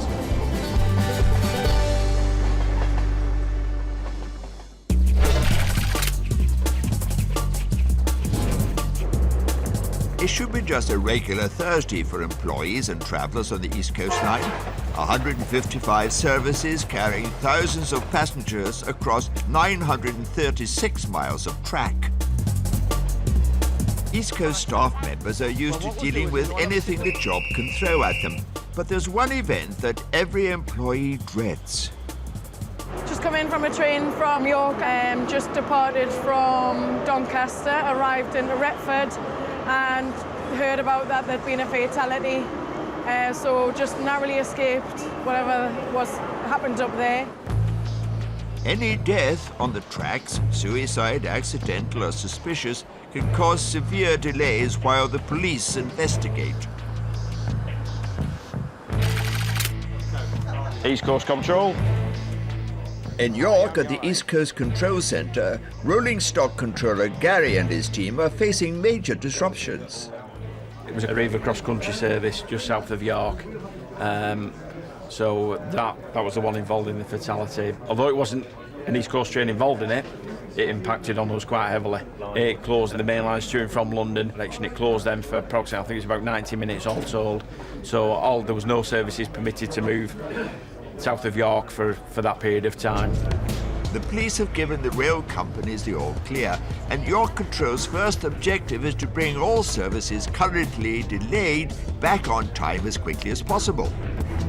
If we terminate the Sierra 13 or Sierra 15, Sierra 13 would probably be the better one for us.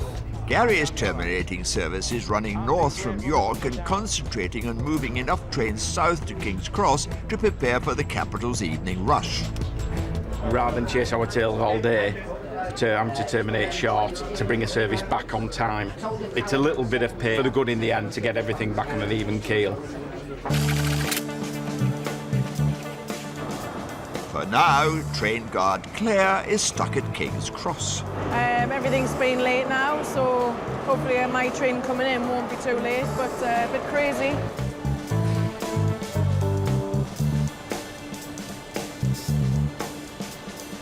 This is the trains that are coming from north, so you can find out which is making your train to go back.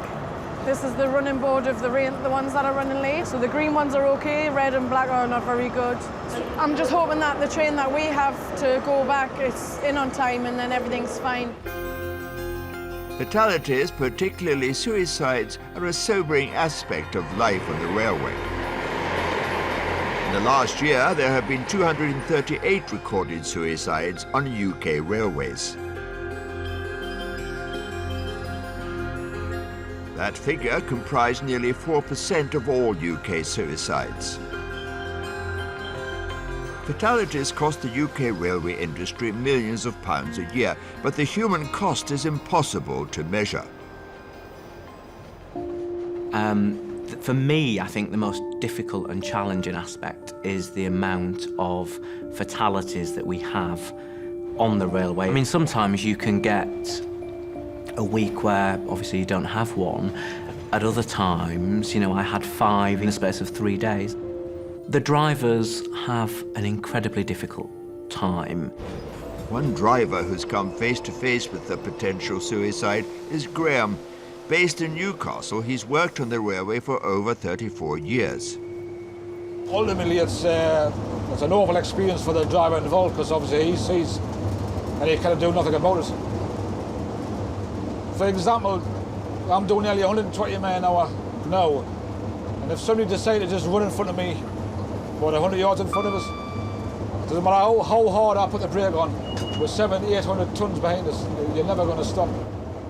The memory of the person he hit still haunts him. He was only a young lad, he was the same age as my son. He was only 14. Why he did it, I'll never know. And I did speak to my son afterwards. I said, if you think anything's bad, it's never that bad, ever. We can always sort something out, but it's never bad for somebody to have to do that, stand in front of a train. Because if stand in front of a train, there's only one result.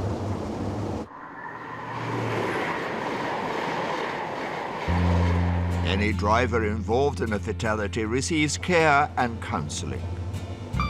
It's very important that that care and that support is in place for them. It can affect different drivers in different ways. There's drivers I've known who have actually had fatalities in the past, and they've been back at work within 2 weeks. But there's other drivers that have been off for 6 months, and I'm sure there's drivers in the past that's actually finished their career because they couldn't get back in the cab. The drivers I've known who have been off a long time, that's been the thing. They've not been able to get back in the cab. It's been very difficult to go over the piece of track again where that incident's happened because it's still in their mind.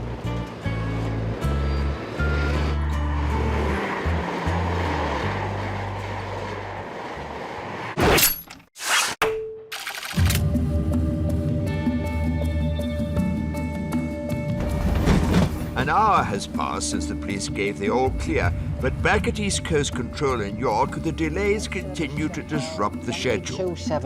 Right, John, Sierra 13, terminate Newcastle. Yeah. Echo 24, SSO Berwick. Yeah. Are we putting Berwick in S15 as well? Because S16 can be quite full. Today's delays have affected all East Coast passengers. Those travelling north to Scotland are among the worst affected. One's 87 minutes late, one's 66 minutes late, and they're all late runners. So one's heading towards London, and that will terminate. And then we've got the Inverness train that's running 66 minutes late. So that will have an impact on our customers when they get to Inverness, because they probably missed the last ScotRail service. So we'll have to provide onward transport, whether it be in taxis or maybe a coach, depending on how many passengers are. And it's all part of their contract for us to get them to the final destination. The control centre team is determined to keep the inconvenience for passengers down to a minimum, but some knock-on delays are inevitable. Unfortunately, when you get something like a fatality, it puts things into context a little bit. It's not great, and unfortunately we seem to get more than our fair share of them. Passengers, as long as you're updated and you lay the cards on the table, then I think they're a bit more understanding of the circumstances. It's out of your control. A death on the track is stressful for passengers and staff alike, but for those employees whose job it is to deal directly with the aftermath, the stress is particularly acute. One of my roles as a technical team leader, I do get called out to fatalities. I can remember the last one I went out to was a young girl. She was only 16, 17 years old, was hit by one of our trains that killed her instantly. And I do remember helping the police collect body parts, cleaning up, and remember a passenger leaning out of a window saying to me, "Oh, we're going to be much longer." And that was quite hurtful. We do our best, but on the front of the train there was somebody dead. You know, somebody had taken their life on the front of the train, and you know, what was asked of me is, "You're going to be much longer."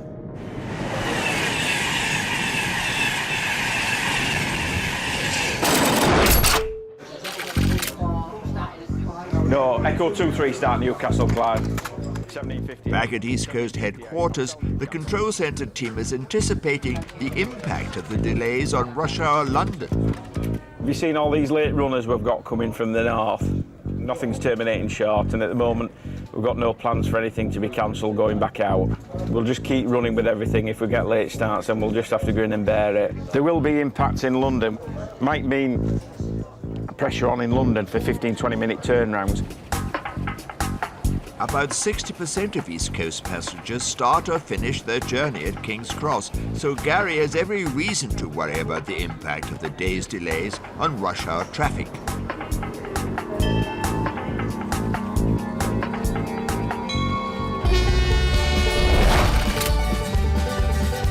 Claire's train finally comes in. Is this the 3:30? But another delay ties up the schedule. The line is out of use at the moment. And train guard Kane races to avoid mishap. Excuse me.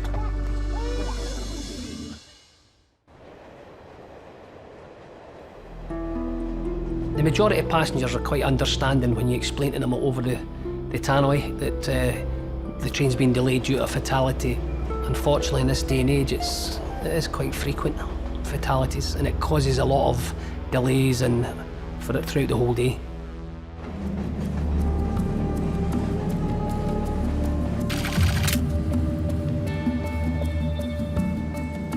A fatality on the tracks earlier in the day has put the East Coast schedule back by more than 2 hours. Well, that's the one that's gone first anyway. Services going north from York to Scotland have been terminated, and now the focus is to get enough trains south to King's Cross to handle the evening commuter rush.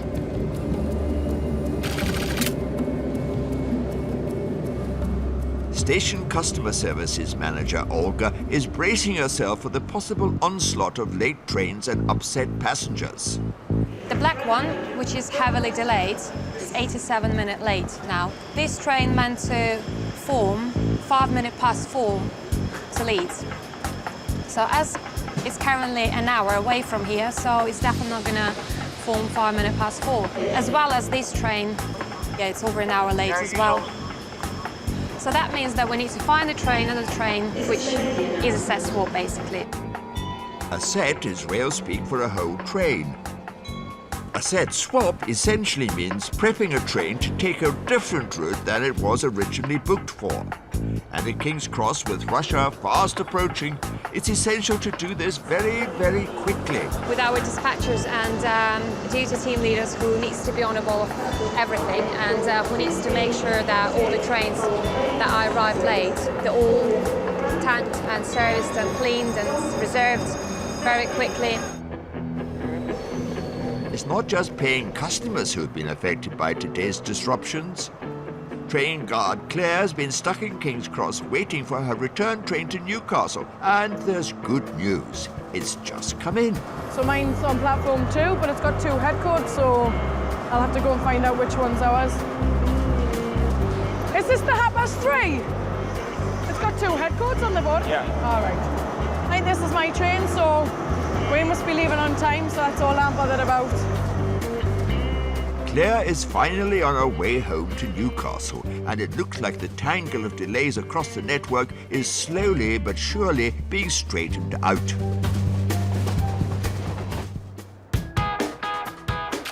East Coast Control. Yeah, we've got Echo 25 behind him, but I would imagine there'll be quite a lot of people going. But the day's drama is not over yet. Back at East Coast Control, the team has been hit by another unforeseen snag. Yeah, we've got a plastic sheet on the overhead line equipment at Grantham.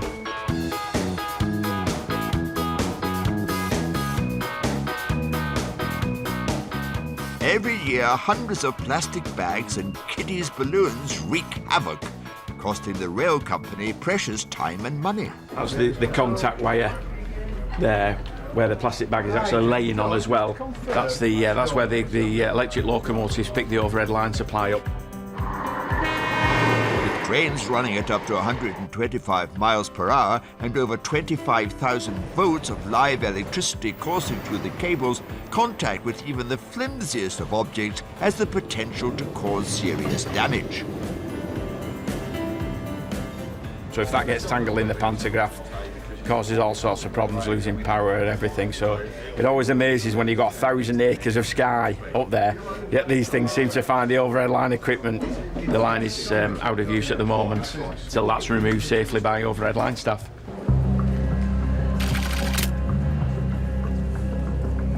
At King's Cross, Olga is still concerned about a last-minute set swap that could prevent the 5 p.m. train to Edinburgh from leaving on time.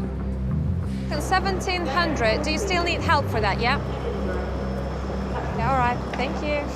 But the efforts of East Coast Control have paid off. Enough trains have made it south to London on time, so last-minute set swaps aren't required. It's already there, boarding, and we'll be ready to leave exactly on time, so all good now. Olga's happy.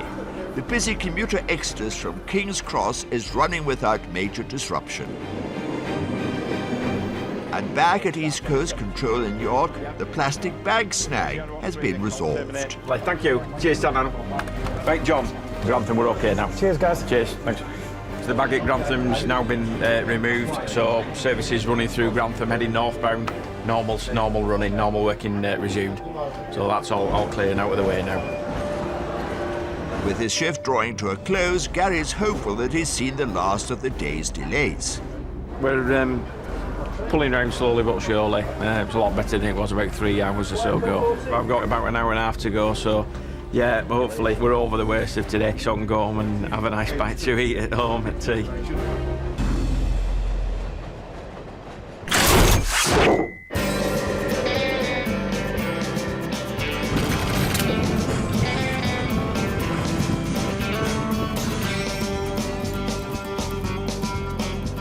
It's not just the control centre staff that troubleshoots problems on the line.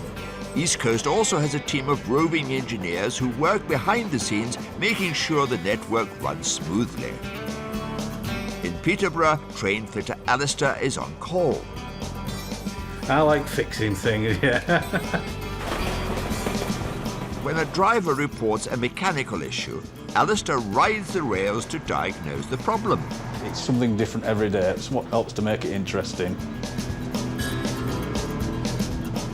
Today, Alistair's tending a locomotive with a faulty speedometer.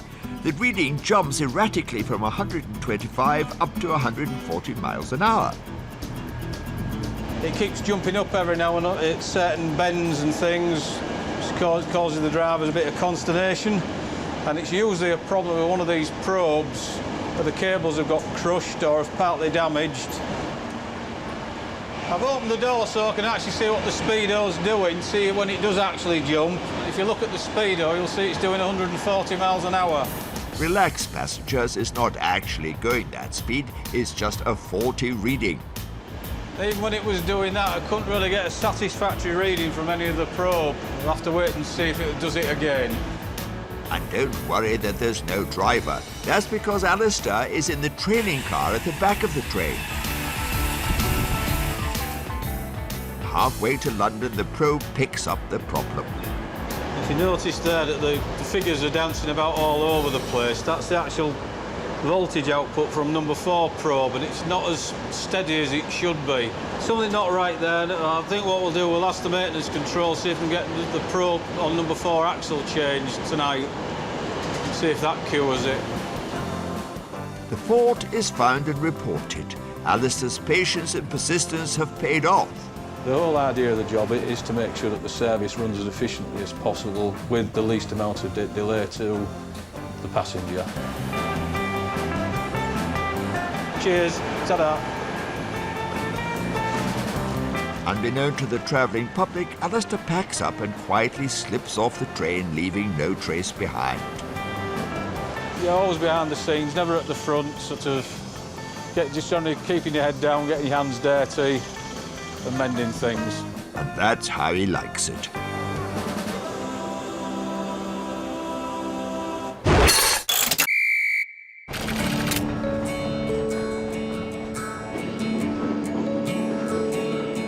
Where are you travelling to, sir?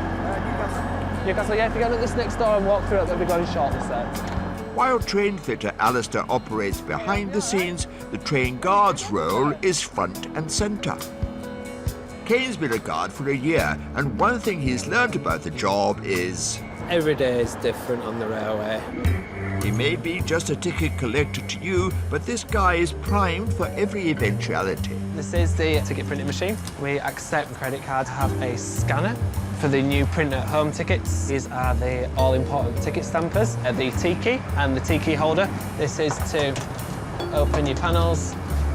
And my awkwardly positioned torch, so it's just a lamp for dispatch in the dark. It's sets to either clear light, green light or red light for emergencies. Oh, whistle. And that's just not an ID card, it's also a PTS card. That little box at the bottom proves I've passed my own personal track safety test. And the hair's always got to look good.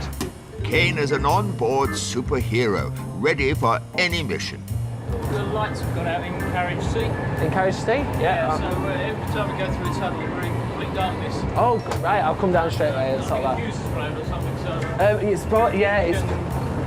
We've probably gone through a section where the power's been lost, but By the time the passengers caught up with Kane and carriage C, the problem's been sorted. We're going to York. Emergency over.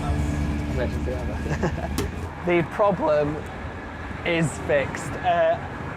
There's a thing on the railway, never say something's fixed, because we work on jinx. When I first started as a guard, I was jinxed for the first few weeks. Touch wood. Not been a jinx since, you know. Checking all tickets, please. A jinx, you say, Kane? It would appear that railway people are a superstitious lot. Oh.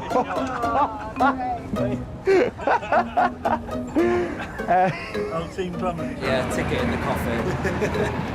I've never done that before, ever. As the train approaches Peterborough, Kane faces yet another headache. This time it's a problem with the doors. Nope. Panel's not working. Kane flies into action.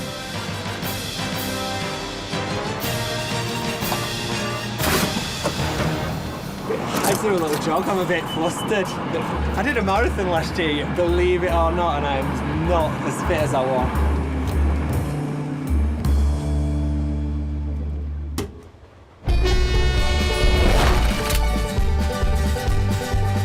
It's a mad Saturday night and Pam reads the riot act. No, one more, and you're off the station. And Julie goes full throttle to stop an accident in the making. You never know what's going to happen. You never know what each carriage could unfold. You're going into each carriage blind as much, and you're on your own as well. So if something does unfold in front of you, you have to think fast. Our job can be compared to a counsellor, a policeman, a security guard. Each scenario requires you to wear a different cap.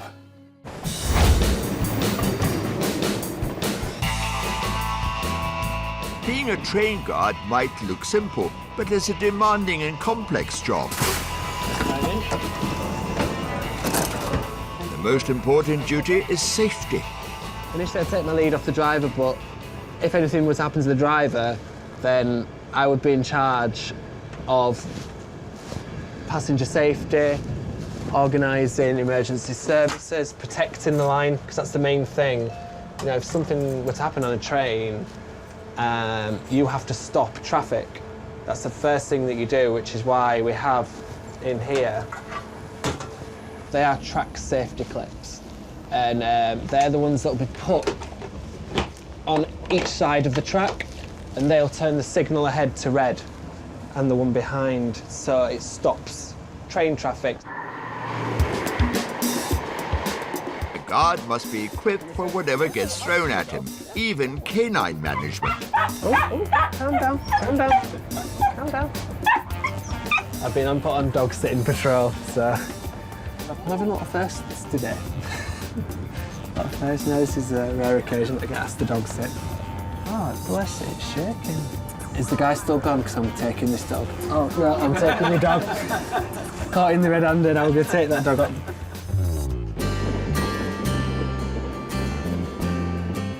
The train arrives at Newcastle and Kane's clocking off. I bought Lord of the Rings on Blu-ray yesterday, so I'm going home to chill. Probably get a couple of 3 or 4 packets of cookies on the way home and just nosh to my heart's content.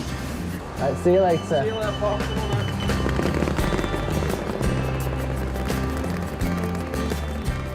Kane can kick back and relax, knowing he's done a good day's work. But for other East Coast staff, the working day is just beginning.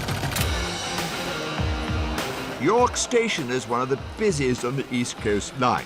5.8 million passengers pass through the station each year. If there's one shift that's guaranteed to be lively, it's Saturday night. Information controller Julie finds it one of the most unpredictable shifts of her week. Yeah, I do. I like Saturdays. It's entertaining, so it's a really good shift. We'll be busy about 5 o'clock onwards, right through till after 10 o'clock with hen parties, stag parties, just people out for days out drinking. So you just got to keep your eye on them, chance to fall on the track or just be stupid when the train comes in. So you just got to be vigilant with them at all times. It must be a dressy up for tonight, getting ready, but I won't come on station with rollers in, that's for sure.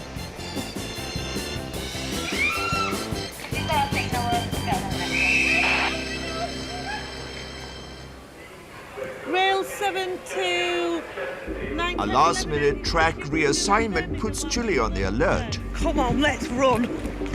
2 trains are coming in on platform 9, one right after another. Julie has to make sure passengers don't get on the wrong train. This is going to be organised chaos on here at the moment because we've got a Newcastle coming in now and we've got a London coming in straight after. So we've got to make sure that they don't get on the wrong train and tell them. Where are you going? See, in this one, I said it's the second train, not this one. See, that's what I mean, confusion. Rail 7 to Rail 3, any chance you can ask the guard to do an announcement to say this is the Newcastle, not the London service? This isn't the Doncaster, it's the next one. This is a Newcastle service. But there's only so many people Julie can take care of. Thanks, Jeff. She's on the wrong train, that lady, now.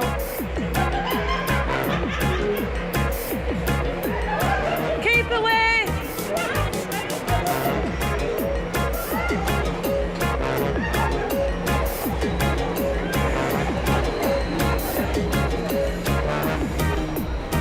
Number 5 for London now. 5, just through there. Anybody for London, number 5? Anybody for the London platform 5? Julie barely has a moment's pause before she's on the run again. Hang on. There's a gentleman on, it's just come off train on 3. I don't know if he's fallen or something, but the guys just said he might have broke his leg or broke some ligaments, so he just needs a wheelchair to get him to the taxi rank to the hospital. So we'll just go and see what's happened. Oh. Can you not get up? Hang on. No, but... I'll get somebody to come and help me. Are you sure? Yeah, it's fine. Hang on. Oh. All right, hang on, I'll get it for you. Where you come from? Oh, no, they're slowest trains. Yeah. Oh, bless. Thank you very much. All right, you're welcome. I hope you're better. Never made it here, mate. He got his injury playing football, he said. He thinks he's pulled a ligament in his leg, because I thought at one stage it might have been broken. But he said he's going home, maybe have a knock bath and see how he goes, and then he might go to the hospital. All right, see you later. Bye. So that's another thing on a Saturday night, but at least he was really nice, a nice bloke, and that for helping him.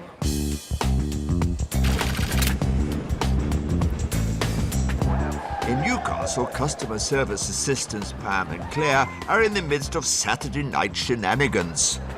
Have you had a good night? Yeah? Yeah? No. Oh, you got to be nice. Hey, man. Hey, man. Careful, boys. Keep it clean. No. Nope. Nope, we don't have that. Mummy instincts came out there, did you see? No. There's young ladies. Nope. We don't have swearing. No. Oi. One more, Oh, you can't and you're off the station. I love my Doris. Oh. On the other side of the platform, Pam and Claire spot an all too familiar sight. Stephen, you better get your mop out.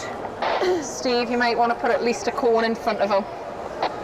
Every weekend, it's a common thing, and unfortunately, it's our colleagues that have to go and clear it up.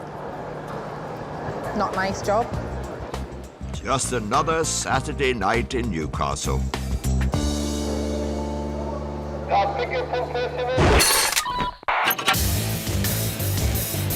Back in York, Julie's eagle eye spots a potential disaster and she's back running. On! No, I'm not winning. Either on or off, quickly. On or off, quick. No, you'll have to get on or off. On or off. Move back.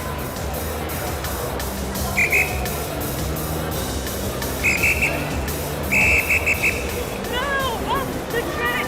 Off. Some ladies, the girls who was already on the train was holding the doors. It was their mates that came at last minute. She went, as the train was going, she went to try and push the door open.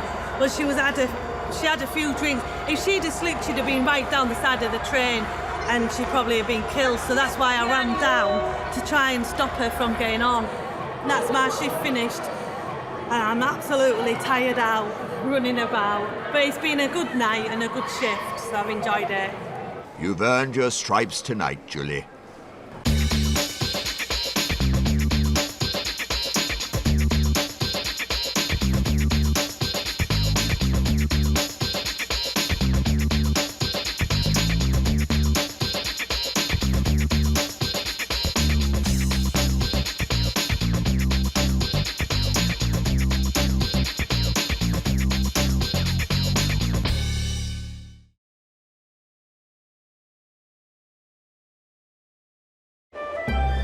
The great British love affair with train travel is as old as the railways themselves.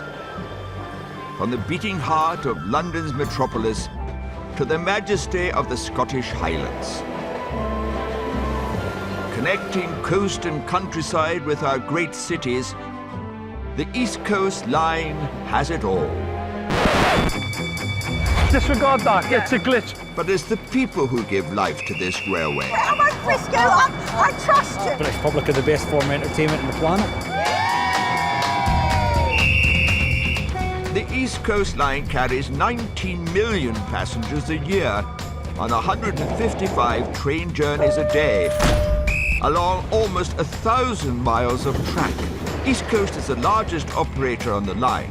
It runs trains, manages stations, and employs nearly 3,000 staff. That's all you're doing all day. I'm not playing with you while you're showing off. The East Coast workforce toils tirelessly. Mandy bags, please. From driving trains... Look at this office window. Oh, fantastic. ...to making breakfasts... I've cooked that much bacon over the years, surprised I haven't turned into a pig. ...to controlling the whole train set. Morning. That's absolutely excellent, Graham. Thank you very much for that news. Keeping everything on track behind the scenes and in public. I've been standing here for half an hour. These are the real heroes of the railway.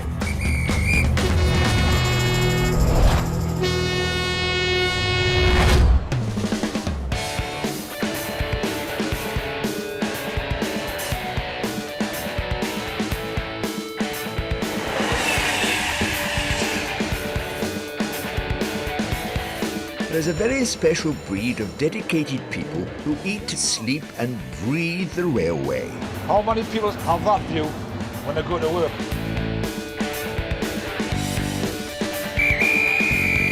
Stop running! This is the Newcastle service. First, there are the drivers and the engineers who look after the trains. Right, Jim, you can see that level of valves up already.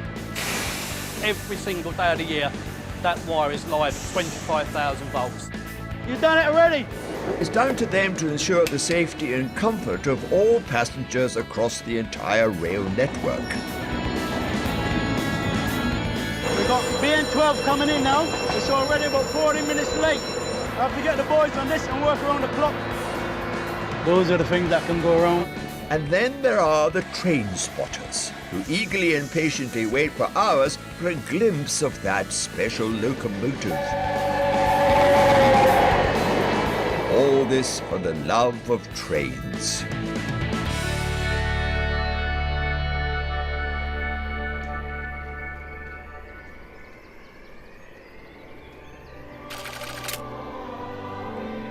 It's the dead of night at Bounds Green Engineering Depot in North London.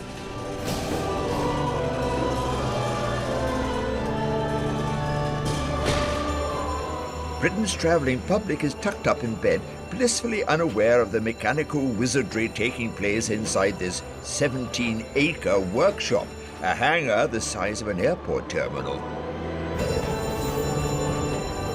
How's that one over there, Echo? Pull it down. 24 hours a day, 364 days a year, the dedicated crew of engineers and mechanics Just do it. ensure that every intercity train in the East Coast fleet is in excellent working order.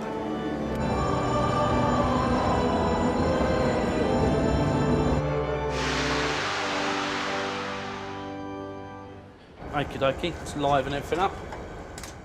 Technical team leader Ray Bond She'll be good. is one of the engineers based at the locomotive works. Yeah, so she rotates through there, nice. No, I'm not James Bond, it's just Ray Bond, and I'm not Basildon or Premium or Brooke or Uni. I'm none of those Bonds, I'm just Ray Bond. My proudest achievement is actually repairing these massive trains. I say a train weighs 500 tonnes and it can come in with any manner of defects on it, and it's just an absolutely fantastic feeling to repair something and watch it go out, and knowing that the fact you have repaired it and it's going to go into London and people are going to get on that train and go somewhere. Yeah, no, it's all good there, mate. Yep, brilliant. Cheers, Goody. Just as the trains have their timetables to keep, the Bounds Green night shift is on a tight schedule. The day shift is sort of more relaxed. On the night shift, yeah, you are aware of time scales. You know you must get the train serviced. You've got to get it out, ready to get the next one in so that can be serviced as well. HQ has assigned Bond his first mission of the night, the examination of the driver's cabin. There are 2 cabins attached to each locomotive.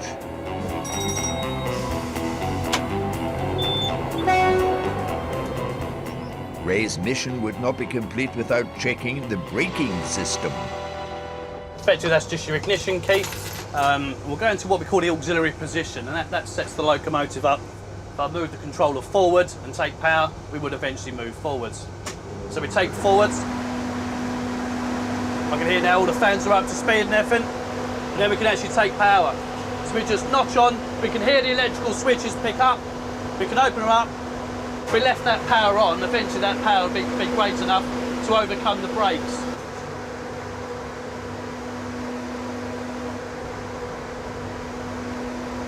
This particular locomotive packs 6,500 horsepower, so she's a powerful bit of kit. She weighs 84 tonnes, the train itself is about 500 tonnes, so that's why we need that 6,000 plus horsepower to get her going. But yeah, she does have enough power in her to overcome the brakes. And eventually she would move. The train isn't moving, which means the brakes are working. Next up, if you've ever wondered what lies beneath the bonnet of an intercity train engine, now's your chance. Bond's next operation is to check out the locomotive. Sort of a general look, knowing that everything's where it should be and everything. Obviously, you get used to the feel of how the locomotive should be. You even get used just to the sound they make. You know when something's become loose, or if something's not working correctly, it just doesn't sound right anymore. So we'll go through, just check. The same checks need to be performed in the second cab at the other end of the engine. Hello, it's Bond here. Who's there? You're a smooth operator, Bond.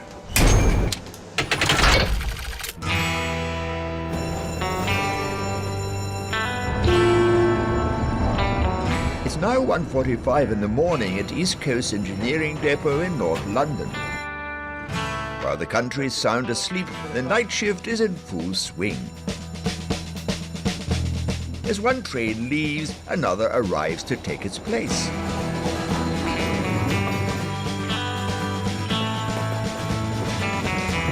Keeping the rolling stock organized is team leader and train fanatic Galbert, or Gilly, as his mates like to call him. Oh, don't forget, anything, let me know quickly. Yeah. You have to love trains, you have to be dedicated, and you have to know what you're doing. I would say engineers are a special breed, yeah, because especially engineers who are working on trains. You have to have the train thing in your blood. Yeah, you have to be a railwayman. I love my job. I enjoy it very much.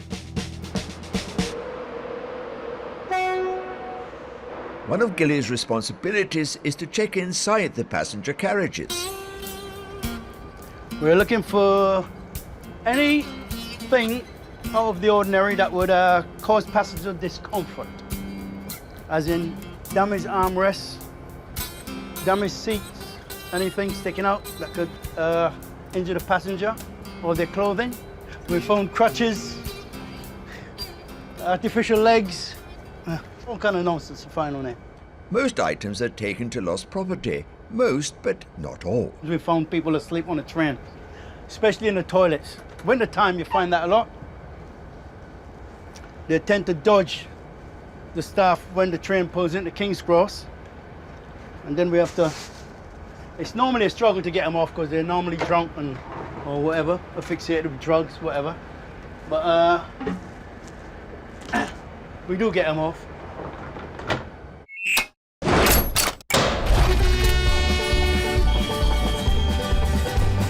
The night shift tackles the most dangerous job on the railway. There's that much power, it will kill you. It's as simple as that.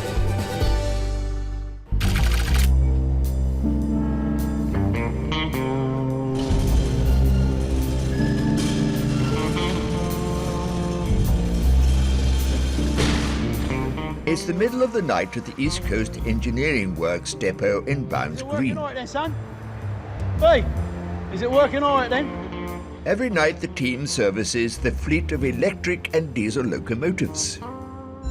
One of the electric-powered trains arrives needing a vital piece of equipment replaced, the pantograph.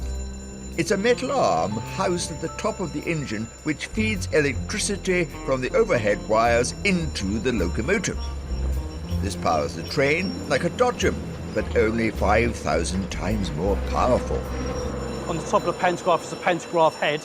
That's actually in contact with the overhead wire. Top surface of that is made of carbon. That wears as it's running under the wire. So every so many days we change it out, we put a new one on there. Technical team leader Ray Bond teams up with engineering technician Lester for the job. Excellent. But you're going to change the pan head, aren't you? Yeah. Working around electrical currents of up to 25,000 volts is one of the most dangerous jobs on the railway. It's incredibly dangerous. These electric trains are incredibly quiet. And for all intents and purposes, when you see one sitting still like this, you think it's completely dead.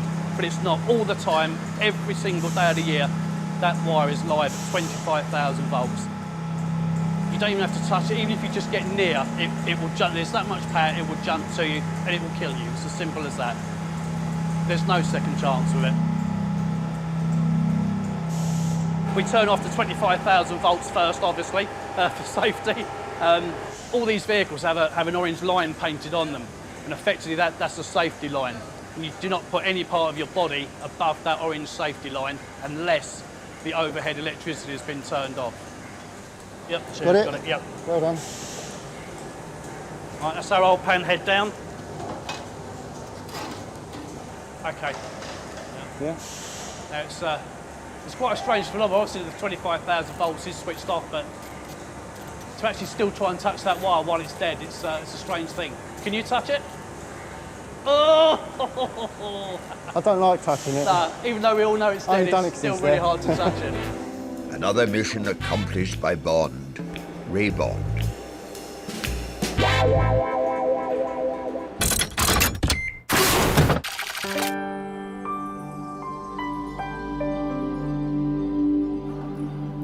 325 miles north of the Bounds Green depot, it's almost dawn at Edinburgh's Waverley Station. The first service out today is the most famous train in the East Coast fleet, the Flying Scotsman.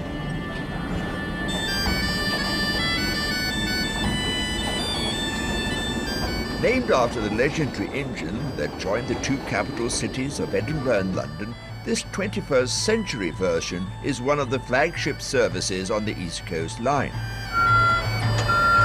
The customer service team is on board early to ensure passengers are looked after, and like the night shift at Bounds Green, they're on a tight schedule.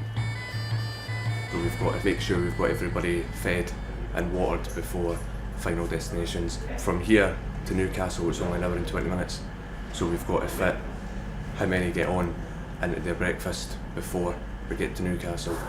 In charge of feeding the first-class passengers is on-board chef Scott.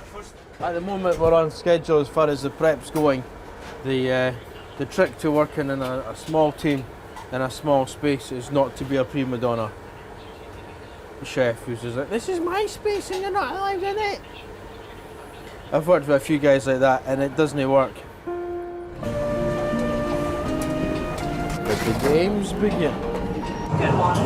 My name is Gail Stewart. Can I get your journey today too? Flying Scotsman leaves Edinburgh at 5:40 in the morning and stops only at Newcastle before speeding its way to London, with his passengers fed, watered and ready for the working day. Almost all of his passengers are travellers who prefer to take the train rather than fly to London for business. Typical Monday morning, quite a few passengers on board, but always a bit hectic the Monday morning getting organised. Once we get ourselves organised and the chef's organised, hopefully it will all run like clockwork. We'll see what happens. Hi there, any tea or coffee for you this morning? Coffee, please. Everything is ticking along for Gail, but customer service assistant Chris is struggling with a notoriously tricky piece of mechanical hardware. Oh, come on. There was a bit of miscommunication between myself and the toaster. I burnt 9 bits of toast. You've got to stand and actually observe the bread toasting. If not, you'll end up with burnt toast. A little bit of burnt toast never did anybody any harm.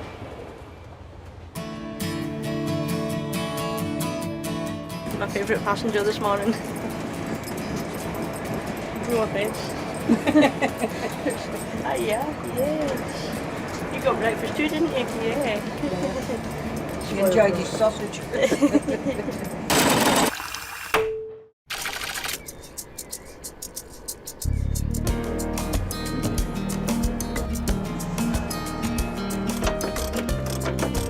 It's 6 a.m. at Bounds Green Engineering Depot in North London. All right, we'll get inside and check the rest of the stuff. There you go, Jim. Team leader Gilly and his men have the huge responsibility of checking that the braking system on every train in the depot meets the national safety standard. When you work on a train, especially if you're working anywhere near the wheels, the brake system, you've got lives in your hands.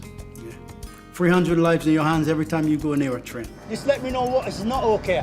Yeah, and don't forget to check the car coupling damper.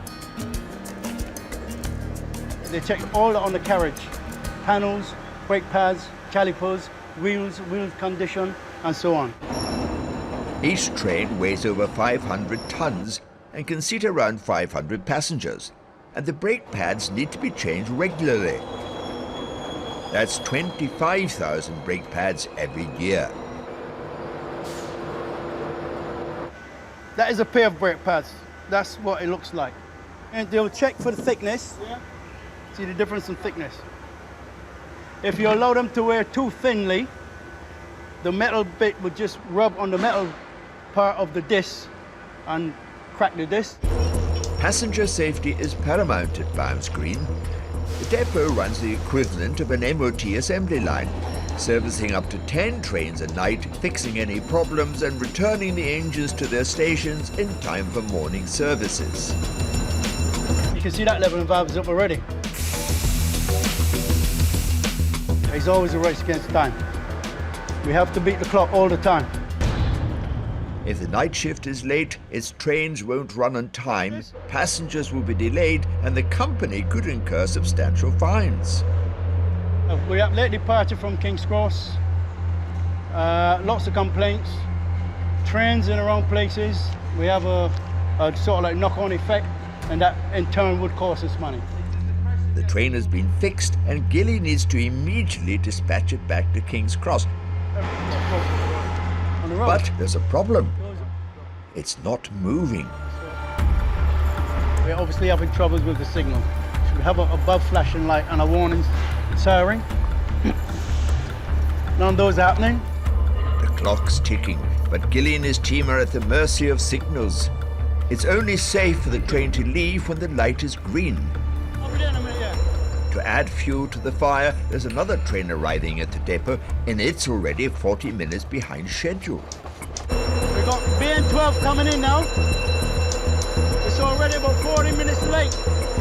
I'm concerned about the time, so I have to turn this around. It's beginning to mount up now. Gilly and his team now have to double their normal workload in only half of the usual time. I have to get the boys on this and work around the clock to meet program. Gilly goes back to try and solve the problem with the first train. It's still waiting to leave.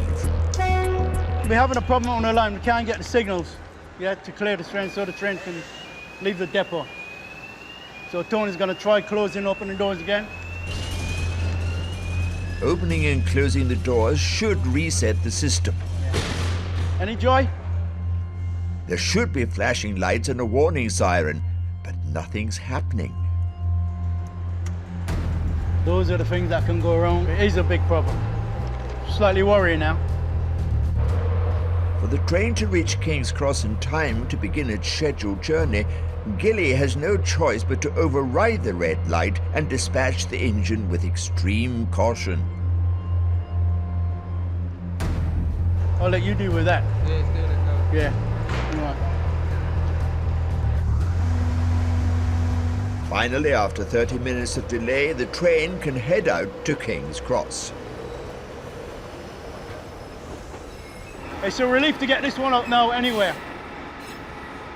I can go and have a cup of tea in peace.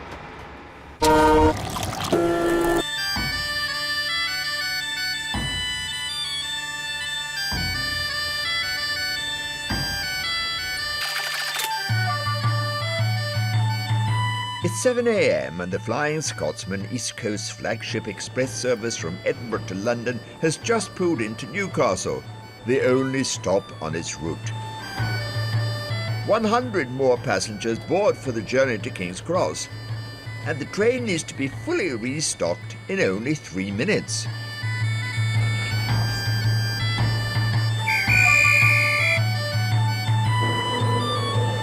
Over 36,000 business travellers use this service every year.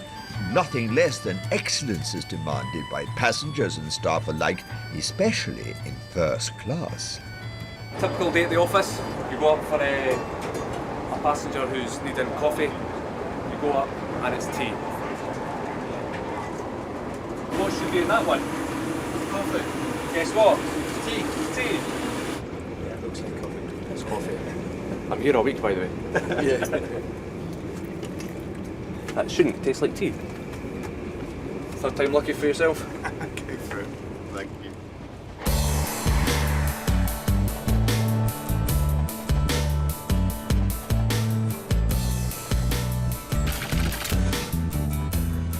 After just 4 hours, the Flying Scotsman completes a 325-mile early morning workout and pulls into King's Cross on time. And while the passengers begin their working day, 7 miles north at the engineering works in Bounds Green, Ray and the night shift team are ending theirs.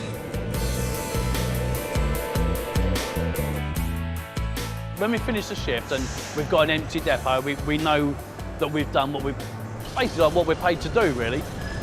For me, that's my shift over. I shall now make my way home and have a well-deserved sleep, I think, and yeah, get up and get ready to do it all over again this evening.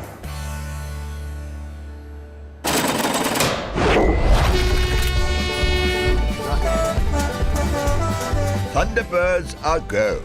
Going back in time, that is. Saying that's a classic one, isn't it? Oh, yeah. Proper railway. And York Station faces the invasion of the train spotters. That's exactly how steam trains should be.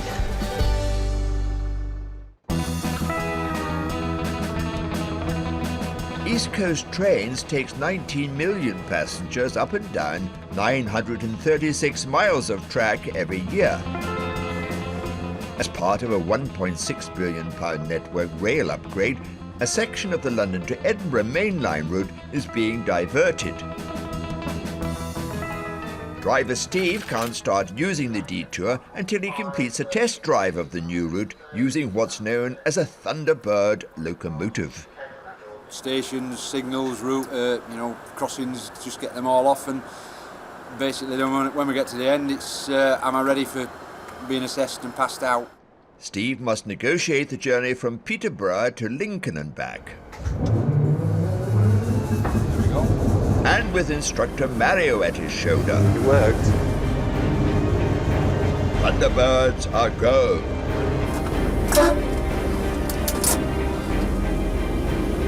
That's right, mirror signal maneuver. Oh, lovely day. So through Eastfield, on his way. Steve needs to memorize all level crossings, new signals and slower speed limits. 960. The differences between this route and the main line are, one is it's sort of more rural. When it's dark, it really is dark. There's not as many landmarks, sort of towns and villages that we're going through, which are good landmarks for you, particularly in foggy, when it's dark, in them sort of conditions. And it's a lot slower. And sometimes I find the faster you go, it's easier to learn a route, actually, than when you're actually pootling around at this sort of 55 mile an hour. The Thunderbird is used for rescuing stranded engines and training new drivers. It can pull up to 3,000 tons and reach a top speed of 125 miles an hour. Here we go, proper railway. It's not just about staying on track. Littleworth, distant signal, off. Do you want me to do restricted commentary? No, keep going. Driving an older line, Steve also has to get acquainted with vintage technology. So saying that's a classic one, isn't it? Oh, yeah. And obviously you can see the difference between seeing that and seeing one of the new LED colour lights is tremendous, really, the sighting of them and everything. Yeah, but it still works, doesn't it? Oh, it still works, yeah. And to me, this is the skill of us, isn't it, as drivers? You know where they are and everything like that, whereas some colour lights just make it that tad easier. I can kill more pheasants with one of these than Edwards can with his shotgun.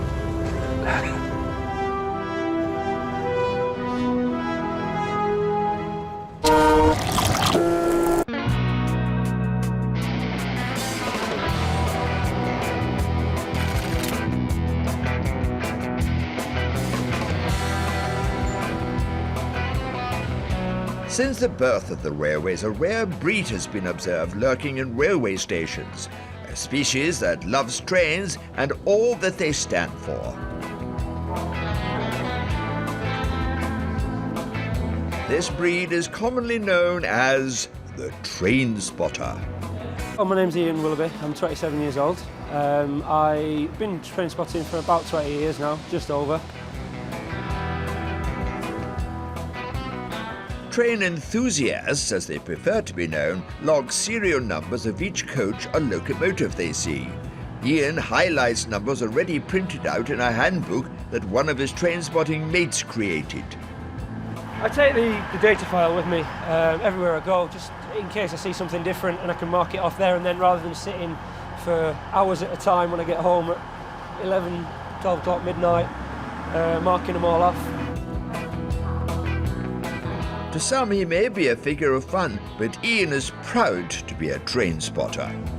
I call it train spotting. There's a lot of people that won't call it train spotting because train spotting brings that sort of stereotypical anorak, flask of tea, notebook sort of thing. But it's moved on obviously with technology as well.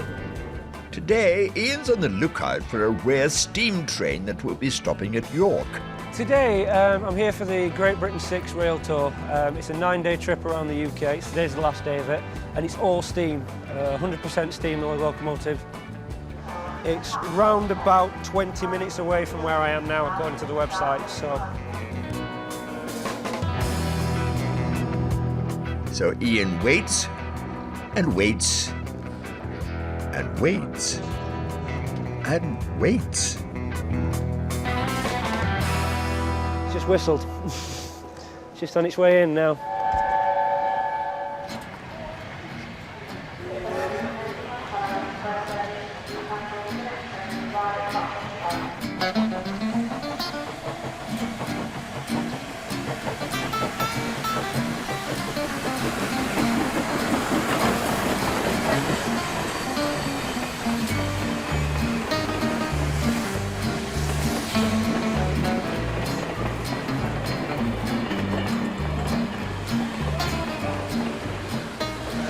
Brilliant, isn't it?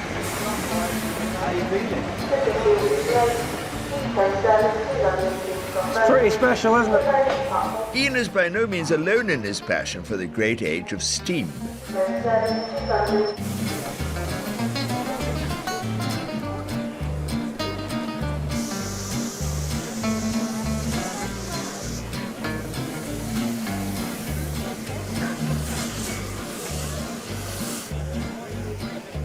The Union of South Africa was built in Doncaster in 1937 and was one of the fastest locomotives of its time. Basically now what's happening is this engine here is coming off and they're going to put another one exactly the same type as this one, another A4, bit onto the front of it. I've been on a few steam trains, yeah. I'm actually going on one in September from Crewe up to Perth.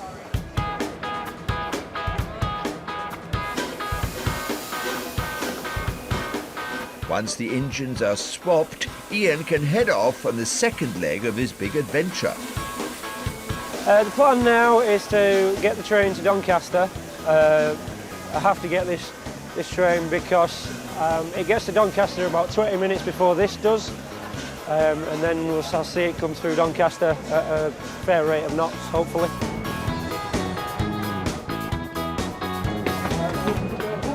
Doncaster, yeah.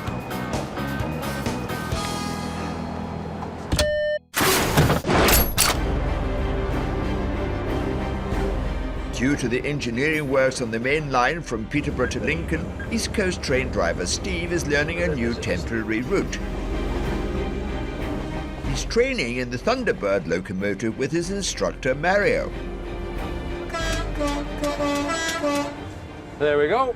Just walk everybody up now. He's just dropped his coffee in the house. Right.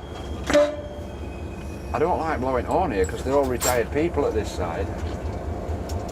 Where? Bungalows. If you look, all workers live on right-hand side and all retired ones are on left. Steve's training is interrupted by a red light. At each signal, Mario needs to get out of the cab and call the control room to ensure the line ahead is clear. All very 20th century. Hello, sir. It's driver off this 0 Papa 07 again at your Mike Golf number 3, sir. Right.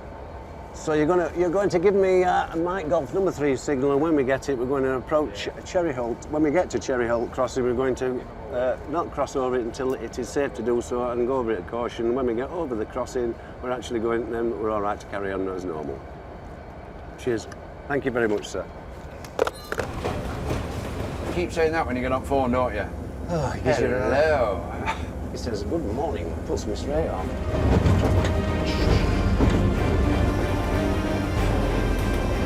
Lincoln Station.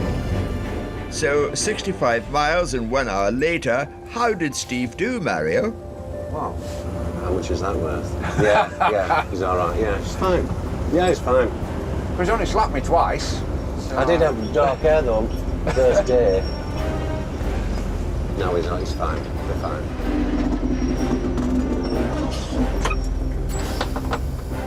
That was a good one. You can drive in this gun.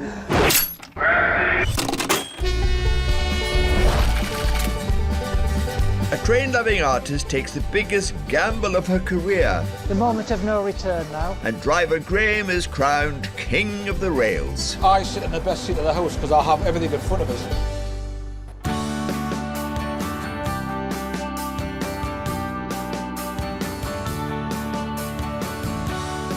Ian the train spotter is on his way from York to Doncaster for a second glimpse of his favourite steam locomotive. Good afternoon, ladies and gentlemen. We're sure to be arriving into Doncaster Station. If you are leaving the service here, please. It's the magic of the steam train, really. It's something that you don't see very often. I think that's what draws people to it.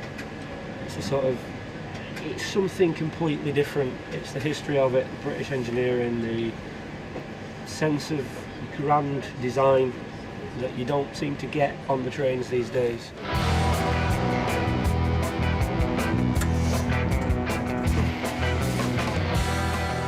Basically now just going to wait for the steam train to come from York.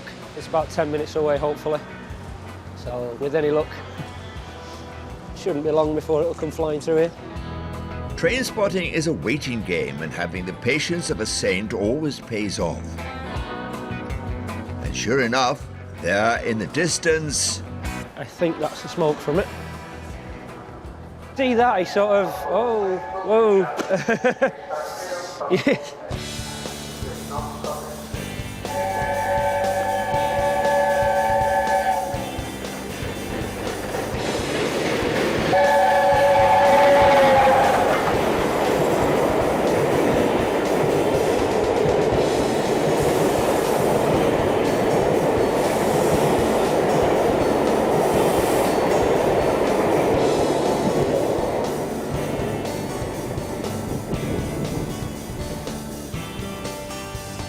That's exactly how steam trains should be. That was pretty special to me. That's one of the reasons I do spotting.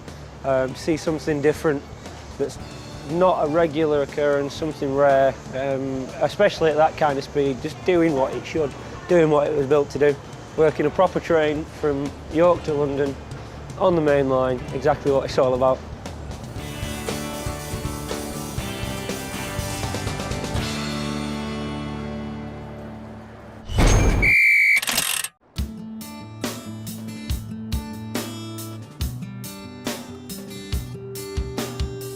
in Whitby, North Yorkshire, 90 miles up the line from me and the train spotter, artist Christine also has a passion for the railways. Been painting professionally for 15 years, but I have painted all my life. My parents both painted, and that's where I picked it up from, I reckon. Christine's painting of York Station is to be submitted to a prestigious competition in London. Two of my snow scenes I am sending to the Royal Academy Summer Exhibition, which is the most prestigious exhibition in Britain. The chance to hang your work alongside the likes of David Hockney, Ken Howard, Fred Cumin, some of Britain's top painters, it is a huge draw for painters all over Britain. Christine's journey begins at York Station. It was here, at York, while waiting for a friend to arrive, that the painting was inspired. I was looking across the platform of the snow and the people waiting on the platform. The railways are a constant source of inspiration for Christine. As I travel by train, I often sit and doodle just for amusement. I've always got a sketchbook in my bag, and there'll be a farm building from here, some trees from there, and it gets made up purely for amusement. Today's trip is one of the most important journeys of Christine's career as a professional artist. A little apprehension about the Royal Academy exhibition, but it's not one that you build your hopes on too much. A lot of exhibitions you hope to get a picture in. This one, it's always a bonus when you do.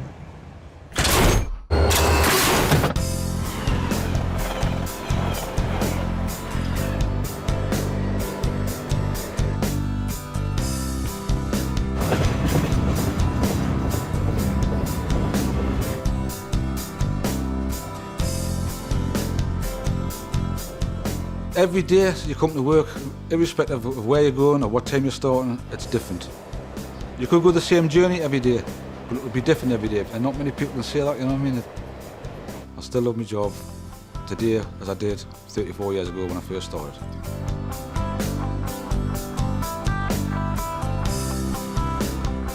Graham is proud to be a driver along the Newcastle to Inverness line. Over 260 miles of the most picturesque scenery on the entire British railway network. Both my grandfathers and my father all worked on the railway, but they were all signalmen. I'm the only one in my family who's come on the footplate with my dad. He always regarded the driver as being having the best job in the railway.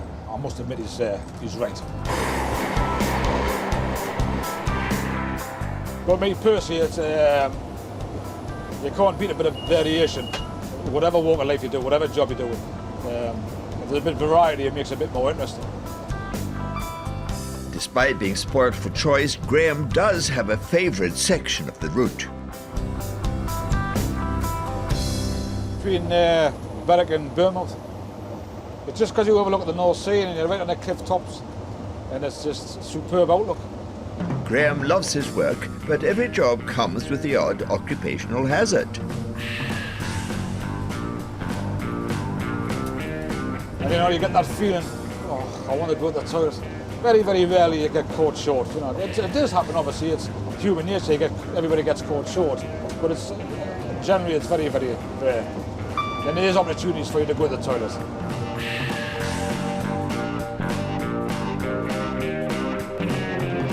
But even old hands like Graham get caught out every once in a while.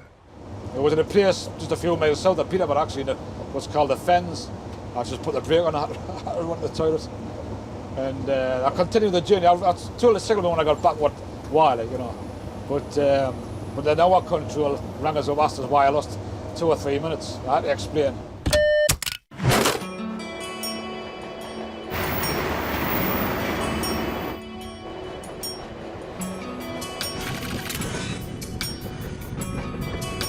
Christine, an artist from Whitby in North Yorkshire, has taken the train to London to submit 2 paintings to the Royal Academy Summer Exhibition. One of them is of York Station.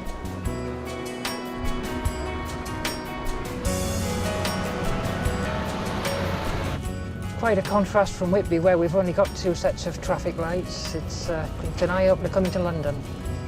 The odds of one of Christine's pictures being chosen are very long indeed. There's a very large entry. I believe the percentage chance of getting work in is about 1 in 20, depending on the number of entries.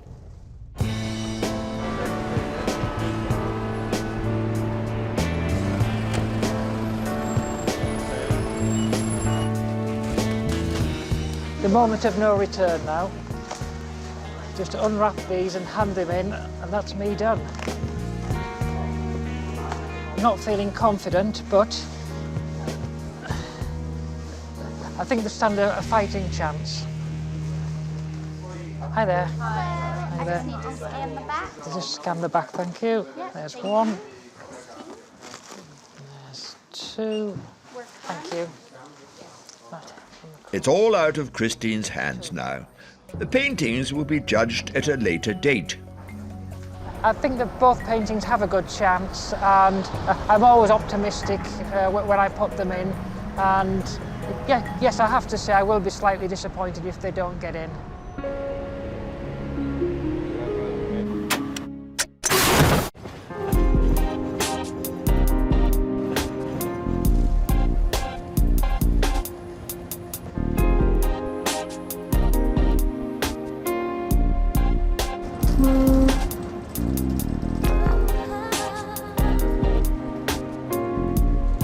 East Coast driver Graham is heading north on the Newcastle to Inverness line. Even though it's a long and lonely 5.5-hour journey, which ends with an overnight stay in Inverness, Graham loves it so much he jumps at the chance to do it. Yeah, it's a volunteer link. You're not forced to do it. And if you don't want to do it, it just goes back to the next man who's waiting to come on. A lot of people don't like staying away from home, which I can understand. People don't like sleeping in strange beds all the time. And actually, it can be a very lonely link, because you can sign on some days and never speak or see anybody, or see very, very few people, or speak to very, very few people, if at all. It's what the individual makes it. Here we are here, Dromocta Pass. There it is. Dromocta, that's how it's pronounced. It's the highest point in the rail network. When you look at this out the window, you think to yourself, how many people have that view when they go to work? And that's when I count myself lucky. I say that every time I come up here. It's stunning, man. Can't beat it.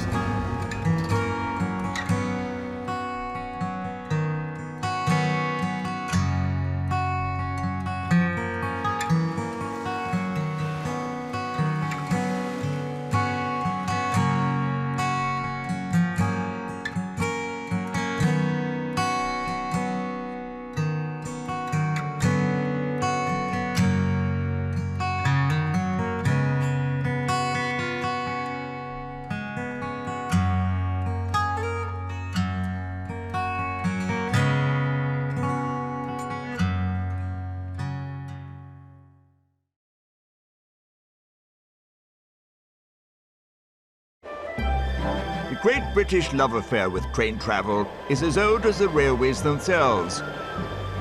From the beating heart of London's metropolis to the majesty of the Scottish Highlands. Connecting coast and countryside with our great cities, the East Coast Line has it all. Disregard that, it's a glitch. But it's the people who give life to this railway. Frisco, I trust you. British public are the best form of entertainment on the planet. The East Coast Line carries 19 million passengers a year on 155 train journeys a day, along almost 1,000 miles of track.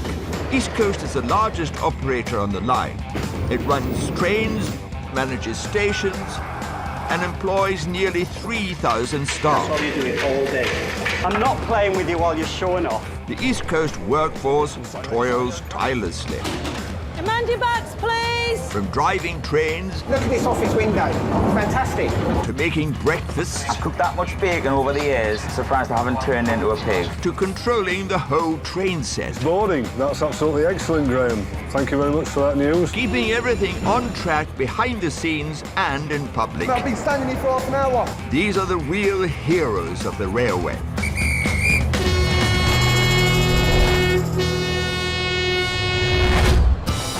East Coast staff are constantly striving for perfection. Can we go back and do it again? Trying to keep trains on time, preparing meals at over 100 miles an hour. I'm dropping them on the floor because you're making me drop them on the floor. And looking after their passengers in stations. Can somebody help us on 3 to take a wheelchair? And on trains. Evening, any hot food for you? And for a workforce dedicated to serving the nation's traingoers, there's nothing better than a bit of recognition. Especially at the East Coast's annual awards. Does it look okay? Yeah. Right. Very nice. When colleagues and travelling public alike nominate their railway heroes. Oh my goodness! Our favourite. And for one night only, the stars of East Coast step out of their uniform and scrub up for their own red carpet event. And the winner is? And the winner is? The winner is?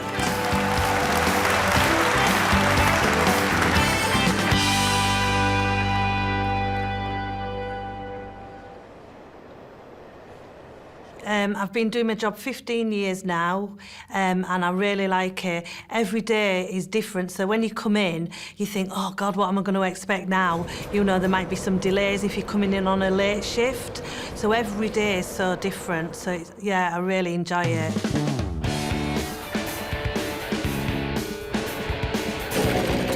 It's Saturday morning in York. Information controller Julie is getting ready for one of York Station's busiest days of the year.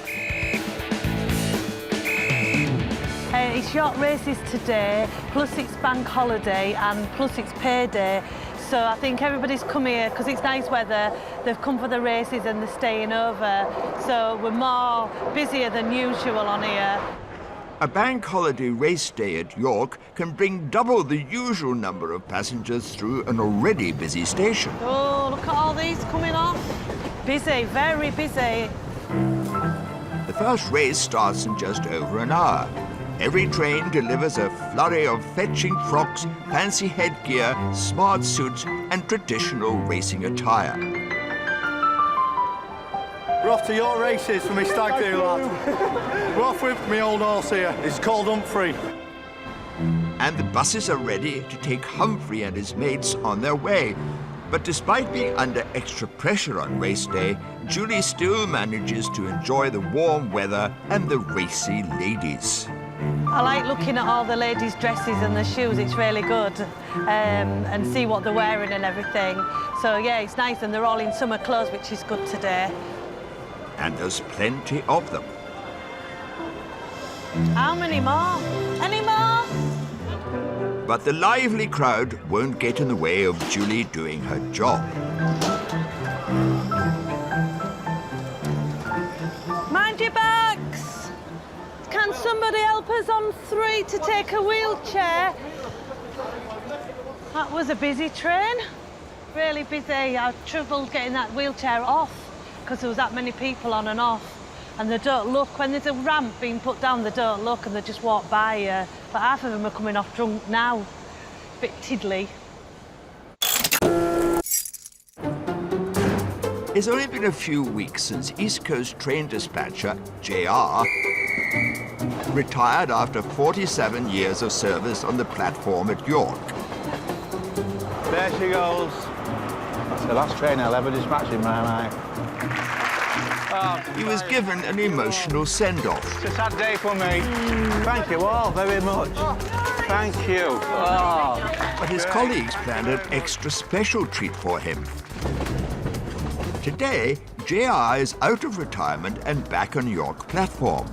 But this time, it's purely for pleasure. They've arranged for me to go on the driver's cab on the 10:01 to London King's Cross, as I've just completed 47 years service, so they're giving me a trip of a lifetime. All my life I've wanted to go in driver's cab, so my dreams come true.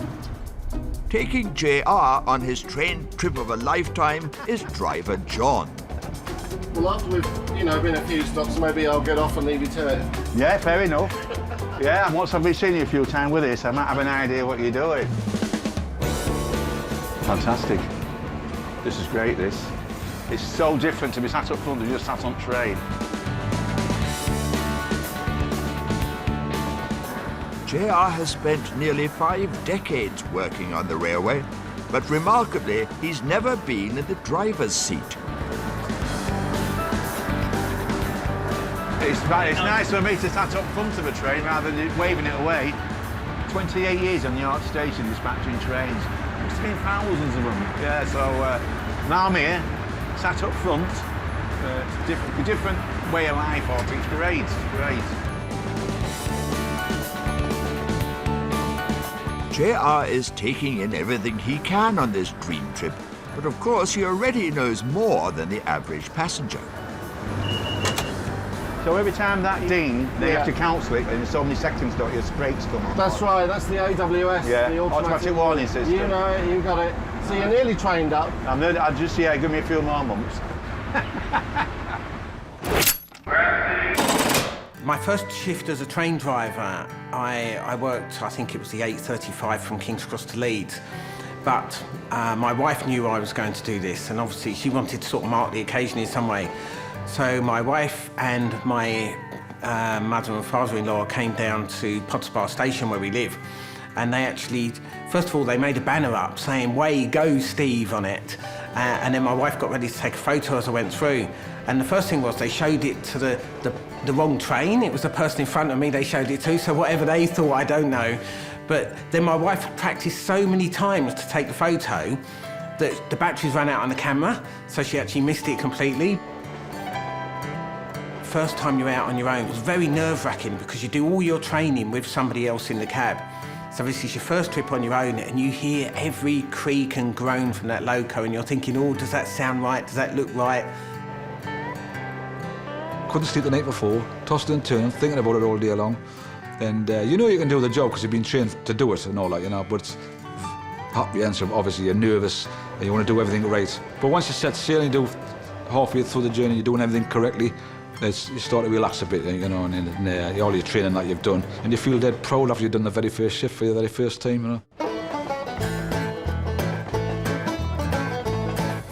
JR won't forget his memorable day at the front of the train. 123, nearly 125 mile an hour. Absolutely fantastic.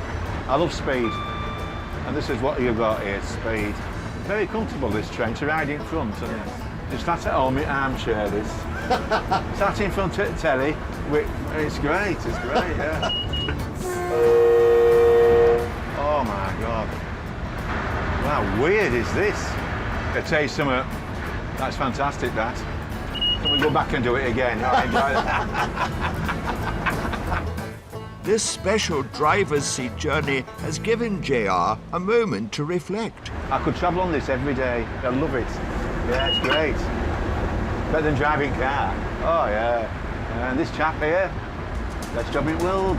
Yeah, I think so, anyway. 11:45 you booked on, straight down around the corner. After a busy race day shift, Julie has finally reached her finish line. It's been really good, it's passed really quick. I enjoy being busy and seeing lots of people come through the station. So yeah, it's a shame to go home, but I'm going. I live near the races, so I'll probably see people go by my house and watch them all go by, but I don't think I'll do much this afternoon. I might just sit in a beer garden. As Julie heads off home, JR's train is pulling into King's Cross Station. Right on time we are.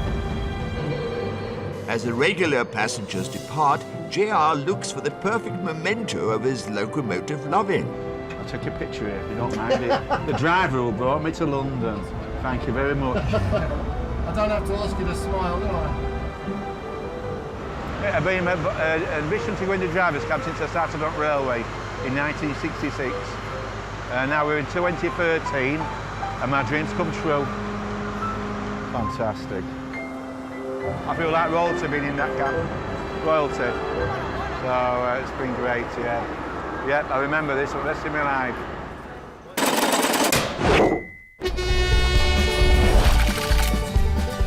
The winners return from the races. Liam, it's you, Liam. I've seen you before here. And an onboard party receives extra support. I'm your man, or woman.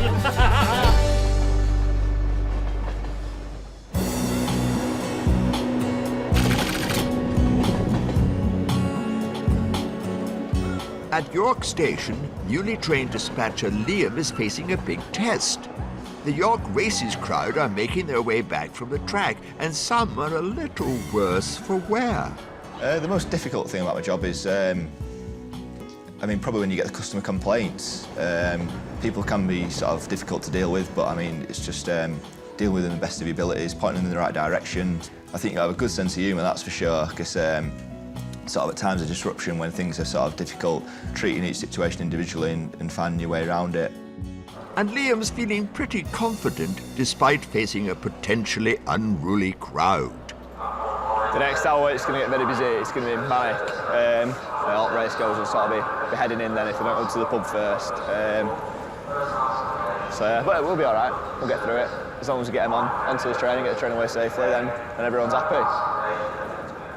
The crowds from race day make this a busy and unpredictable shift, and inexperienced Liam will be dispatching trains under the watchful eye of Old Hand Richard. All yours. I'll be 12 yards behind you. It's going to be busy. It's race day. Quite a lot of people will probably be drinking, so that's got implications on what they do or don't do by the side of the train. Sure, yeah. If you're uncomfy in any way, just say, Rich, can you do it? You shout, I've got more than enough faith in you. You'll be fine. Cheers, mate. Yeah, I'm dispatching Richard's guidance, yeah, but he's got enough faith in me to do it.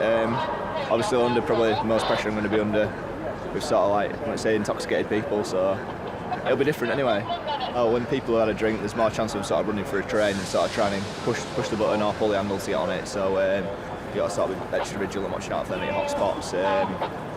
you know, anything like that. People trying to get off trains when they're already moving. You know, people think the Superman has had a drink, don't they? So anything like that, really. York Station is starting to fill up with the well-dressed and the well-lubricated. Liam, it's you, Liam. I've seen you before here. Well, Liam, you're a good lad, Liam. You're here defending these lines, Liam. Despite the attentions of his well-oiled new best friends, Liam has managed to stay calm and carry on. But he's confronted with a fresh new challenge. That's, isn't it? Why have they done that? Right, anybody for the train to London? It's going to go off platform 3 now. We've got time to get there, but we'll be keeping you fit. And they're off. A sudden signalling problem has started the day's most important race to the opposite platform.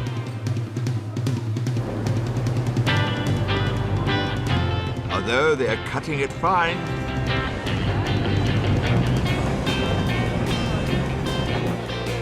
fortunately, everyone makes it safely and on time. But just as Liam's about to blow his whistle... Rail 73, the guy's just having a problem with one of the passengers. I'm back with him in a minute, over. No worries. When he's ready, we'll just start again, over. Received that, Sean. No problem, we'll do it, over. All right, we're good. We'll start again. Start again. Right, Sean, we're ready to go. If we want to start again, over. With the stray passenger now safely on board, Liam takes a second crack at the train dispatch.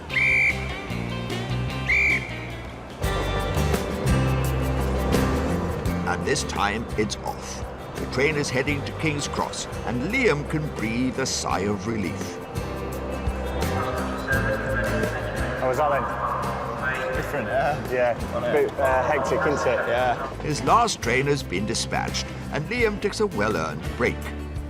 That's really good. Well done. It was good in all ways today. It's a hectic Saturday.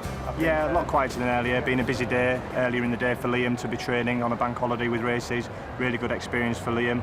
And personally for myself, it's a lot calmer than it was 2 hours ago. The race goers are on the way home safe and sound, and it will only get quieter, which is a nice thing for us.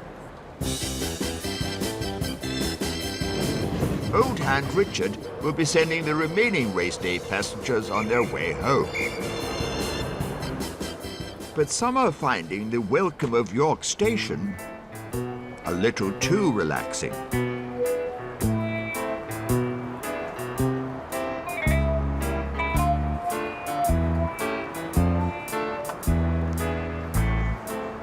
He's sleeping soundly. There we go.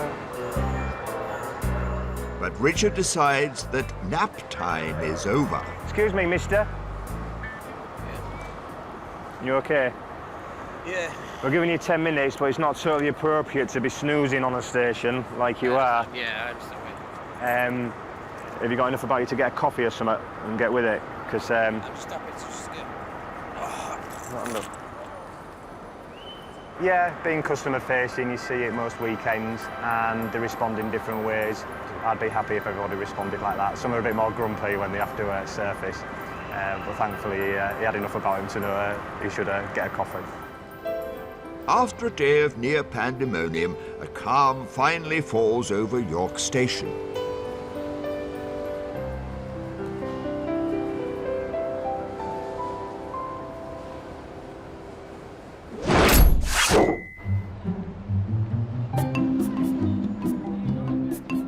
Only 27 miles away in Leeds, the station is starting to get lively in anticipation of the 14:05 service to King's Cross. Right, we're off, guys. We can go through. Coach C. The crowd is dressed mostly in pink, with an emphasis on cleavage, while the mood is festive and charitable. The team of competitors is heading to the annual Moonwalk, a nocturnal marathon on the streets of London in support of breast cancer research. It demands only comfortable shoes, a steely resolve, and a memorable bra. The way she sold it to me, she said, how would you like to go to London for the weekend and spend it with some ladies with their underwear on? I thought she was buying me a birthday present.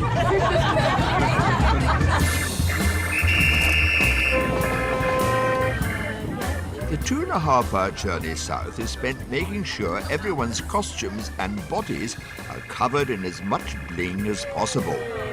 Your head's not on. Oh, my head's not on. Just a minute. Is that on now? Yeah.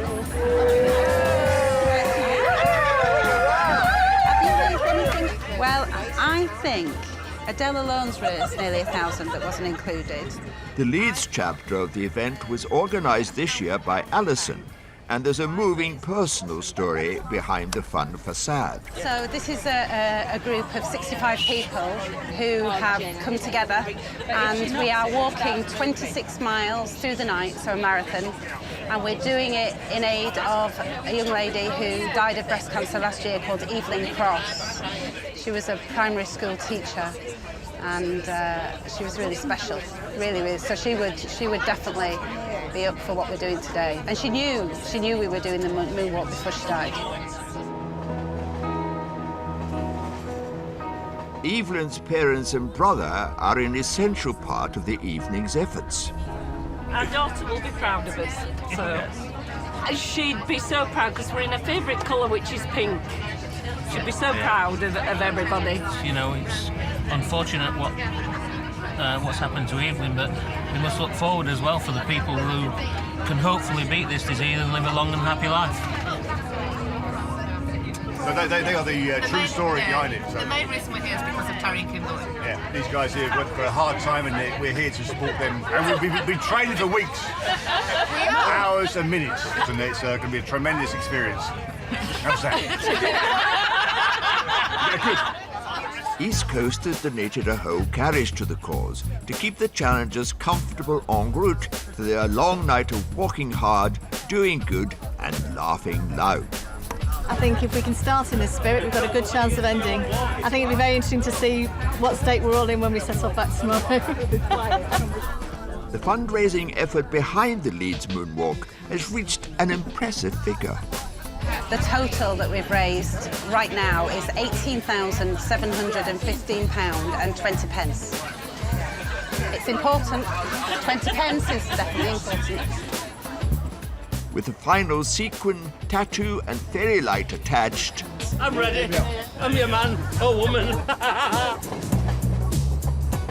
the group pulls into King's Cross, ready to light up London's night sky.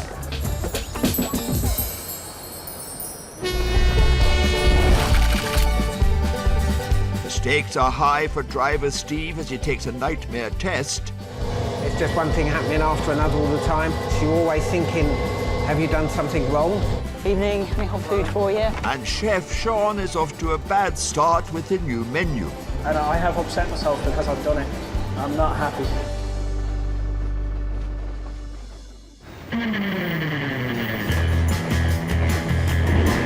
Of all the jobs on the railway, being a train driver is the most high-profile and romanticised role. In reality, it's a demanding job involving frequent training, constant tests, stress and risk.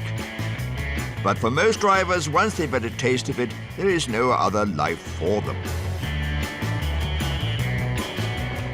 I like train driving because if you do your job and you go from A to B when you should and you do everything the way you should do, first of all, you don't get bothered by anyone. And then there's a feeling of power.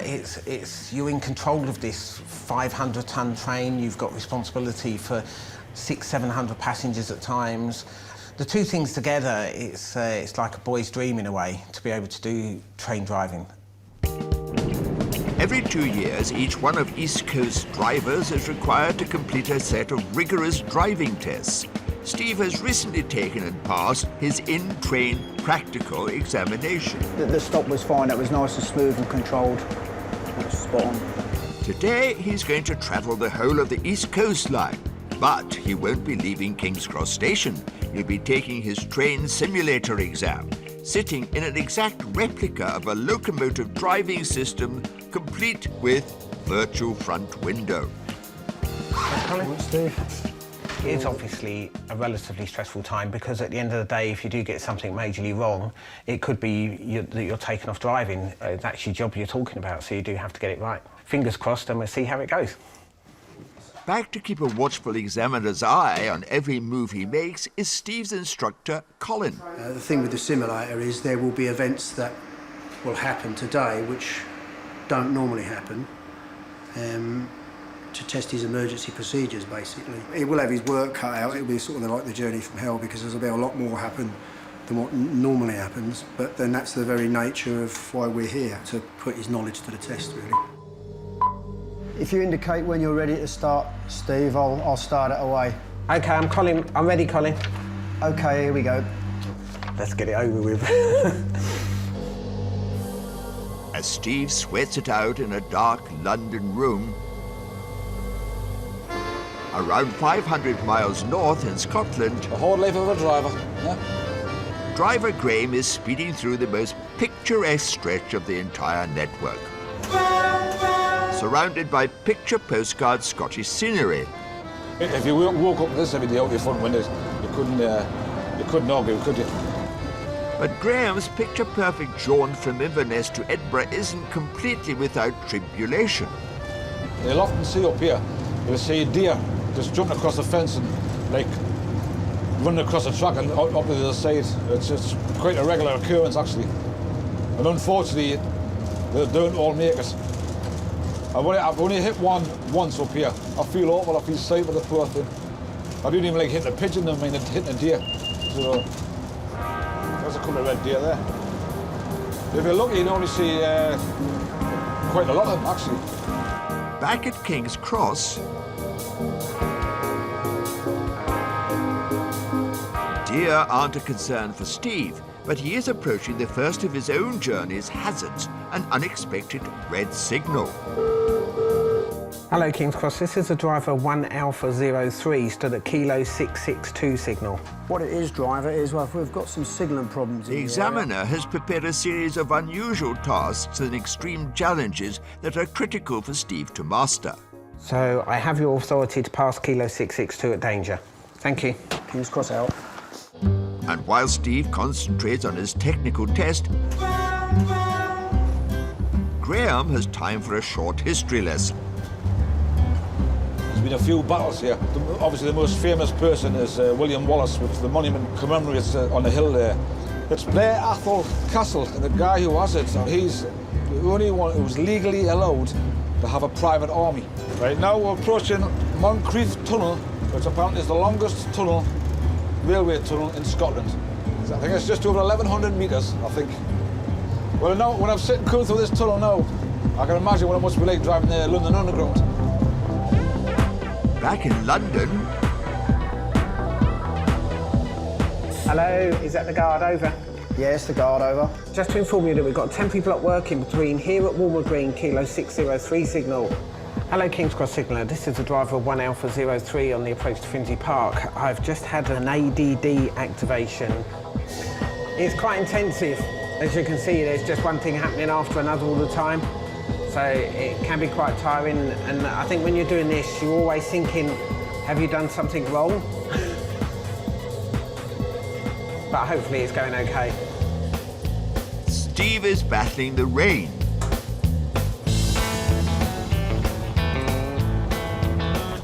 But Graham has a much sunnier outlook. And these are the sunglasses you get. They're not bad, actually. Makes us look like Gary Cooper. Down the line in London, Steve's journey from hell is nearly done. Steve, you can stop there, because that's the end of this assessment. OK.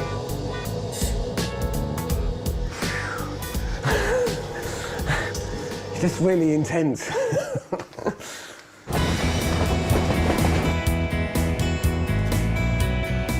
After a very different morning, Graham pulls into Edinburgh Waverley Station.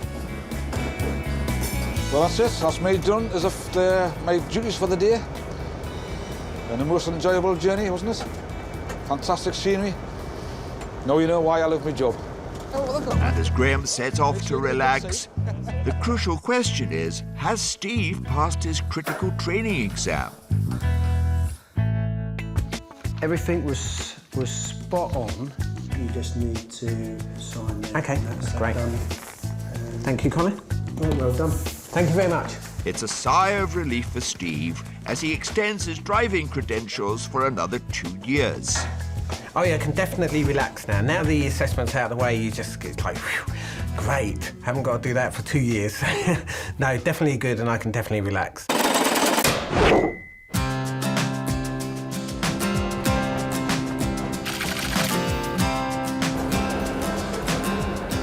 Every 6 months, East Coast launches a new menu for its first-class passengers, and today, Chef Sean will get his first crack at the new dishes. I'm always apprehensive with a new menu. Got to make sure everything's right, and of course, it's how we serve it. It's got to be right. It's as simple as that, especially with a new menu. It's just got to be right. Cooking is in Sean's blood. Yeah. And I was destined to cook. My mum was a head chef. I can remember as a child sitting in the kitchen in a hotel watching her cook. The good thing about it was lick the bowl. It's always lick the bowl. But there's no bowl licking today. The new menu has got Sean more than a little flustered. It's a bit of a panic for me because I've never cooked it before, so it's just a massive, great big learning curve for me. The 5:30 to Edinburgh leaves King's Cross, and as Sean is still digesting the new menu, customer services assistant Darren is already taking orders. Evening, any hot food for you? Sean's keen to ensure that everything meets his own high professional standards. Every detail of the menu, every detail of the food is my responsibility.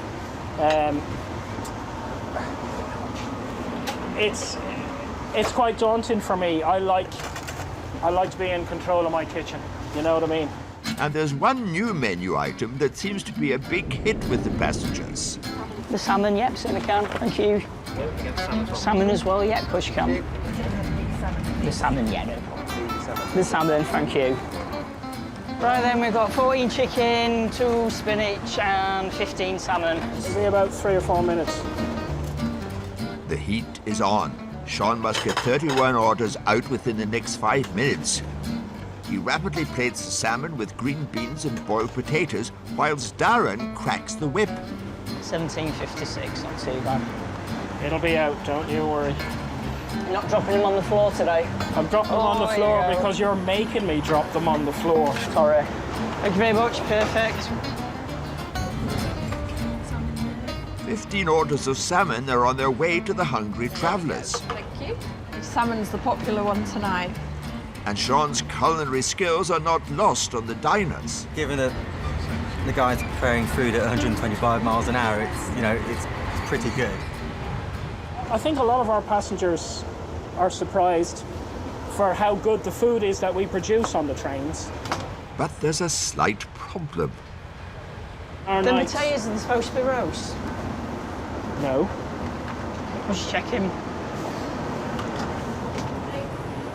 The menu says salmon supreme served with roast potatoes and sugar snap peas. So I guess they've changed the potatoes and the peas. I didn't notice that actually. Overall, I think the potatoes are a little bit disappointing because the menu says roast, and there's not a lot of colour on those. With a quick reappraisal of the new menu, Sean is tucking into a piece of humble pie. How did I miss that? I read the manual about 10 times today, but it doesn't always sink in. 11, yep, salmon, there we go, thank you. And I have upset myself because I've done it. I'm not happy. But everyone else is happy, but I won't be because that's just the way I am.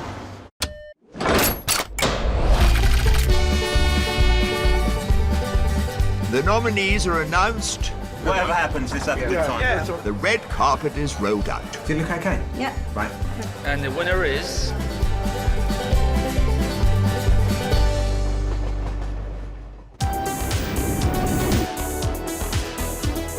Once a year, East Coast celebrates the outstanding employees from across its 3,000-strong workforce at a prestigious black tie awards ceremony in York. Setting out from London's King's Cross is awards nominee driver Steve and his wife Angie. I think I'll need Makes a chance to be a passenger. Right, let's settle down.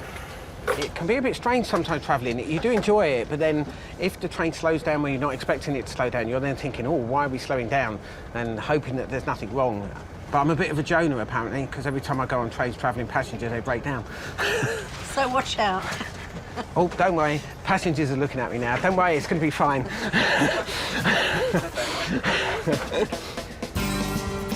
Steve has been nominated for the Improving Train Performance Award. So we're at Peterborough now, and we're 2 minutes late. So I now make a note in my delay book so that I can ring delays later on and tell them why we were 2 minutes late into Peterborough. He goes the extra mile, noting down every train problem he comes across, even taking his work home with him.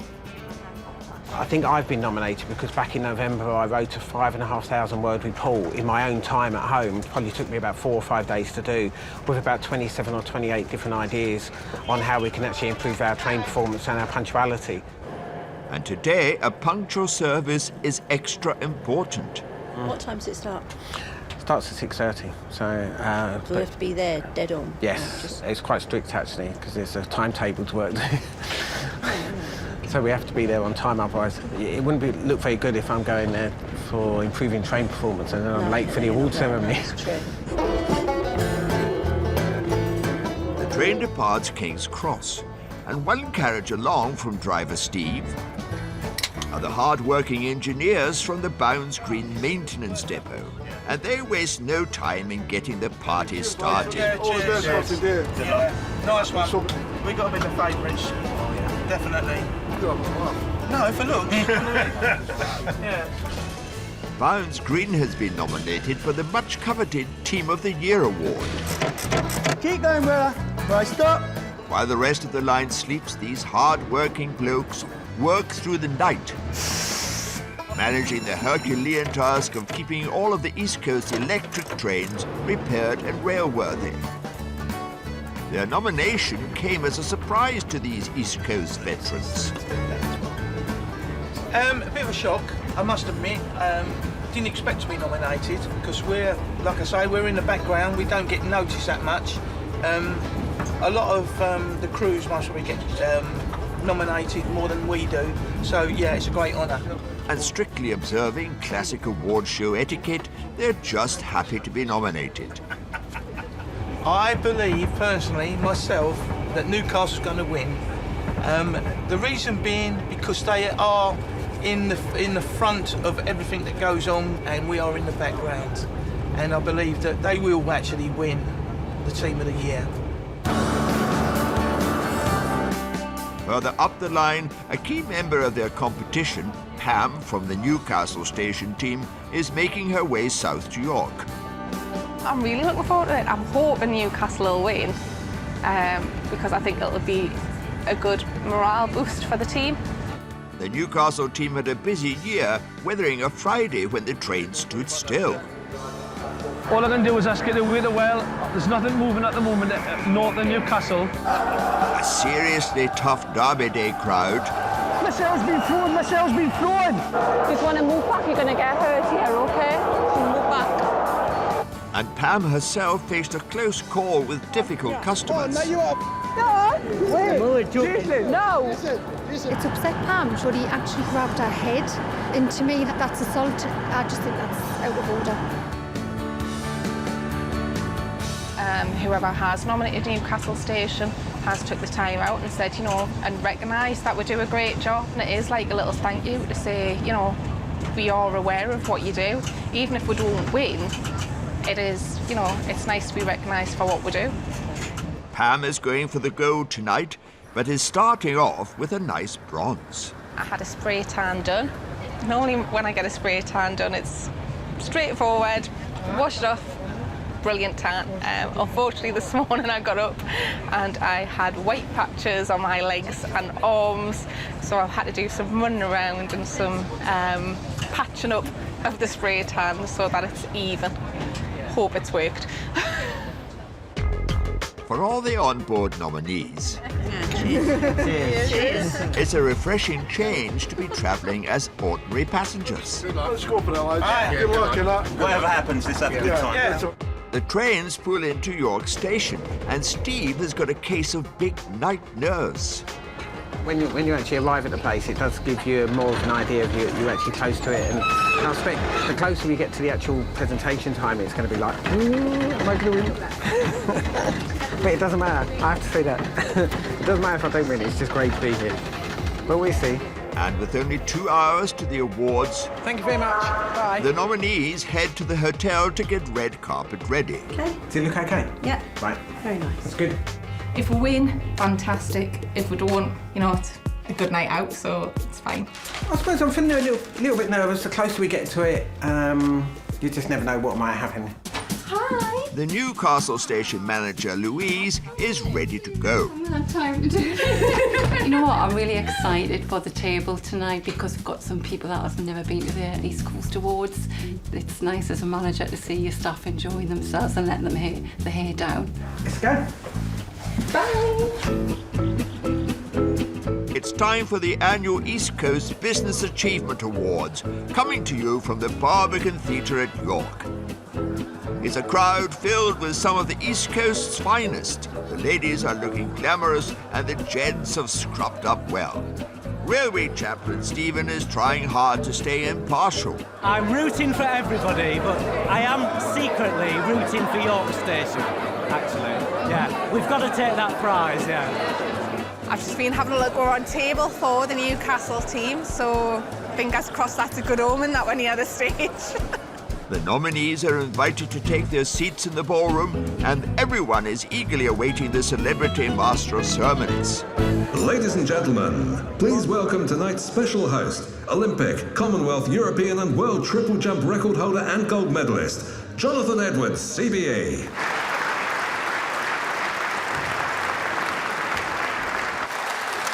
Hello and good evening. As many of you know, I'm a great fan of the East Coast. I use the services regularly. I'm sure I recognise a number of faces in here. And I have to say you have made a fantastic difference over the last 3.5 years, so very, very well done indeed. There are 13 awards in total. And the winner is... And the winner is... The winner is... From Safety Achievement of the Year... The Onboard Safety Forum. To Outstanding Individual... Stephen Sheard. A parade of winners take to the stage until the evening is down to its final 2 awards. Our next award is for improving train service. And Steve's moment of truth has finally arrived. And the winner is... Chris Jury. And believe it or not, Steve loses out, but remains positive. I'll just have to do a little bit better next year. Maybe instead of being the bridesmaid again, I can be the bride next time. He's always my winner. There's one award to go, Team of the Year, and the nominees are... The Newcastle Station team.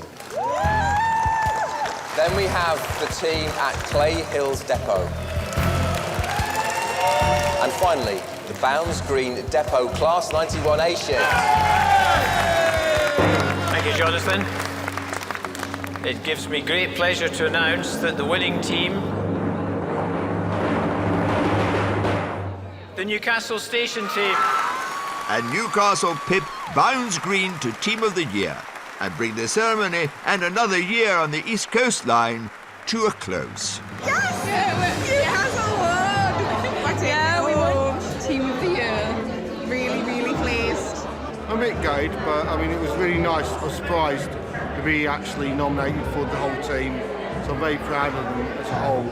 I've had a fantastic night. I think, you know, you can just feel the atmosphere. You can just feel, you know, the absolute emotion, the positivity, the excitement. It just makes you realise, you know, actually a bit of recognition goes an awful long way.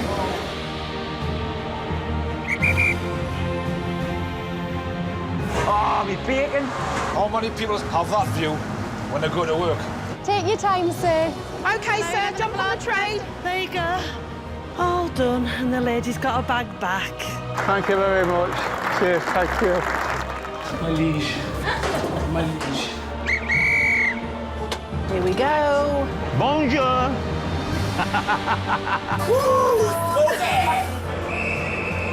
No, off the train. Look at this office window. It's fantastic.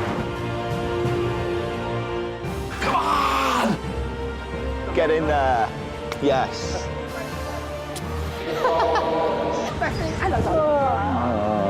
Isn't that lovely? No.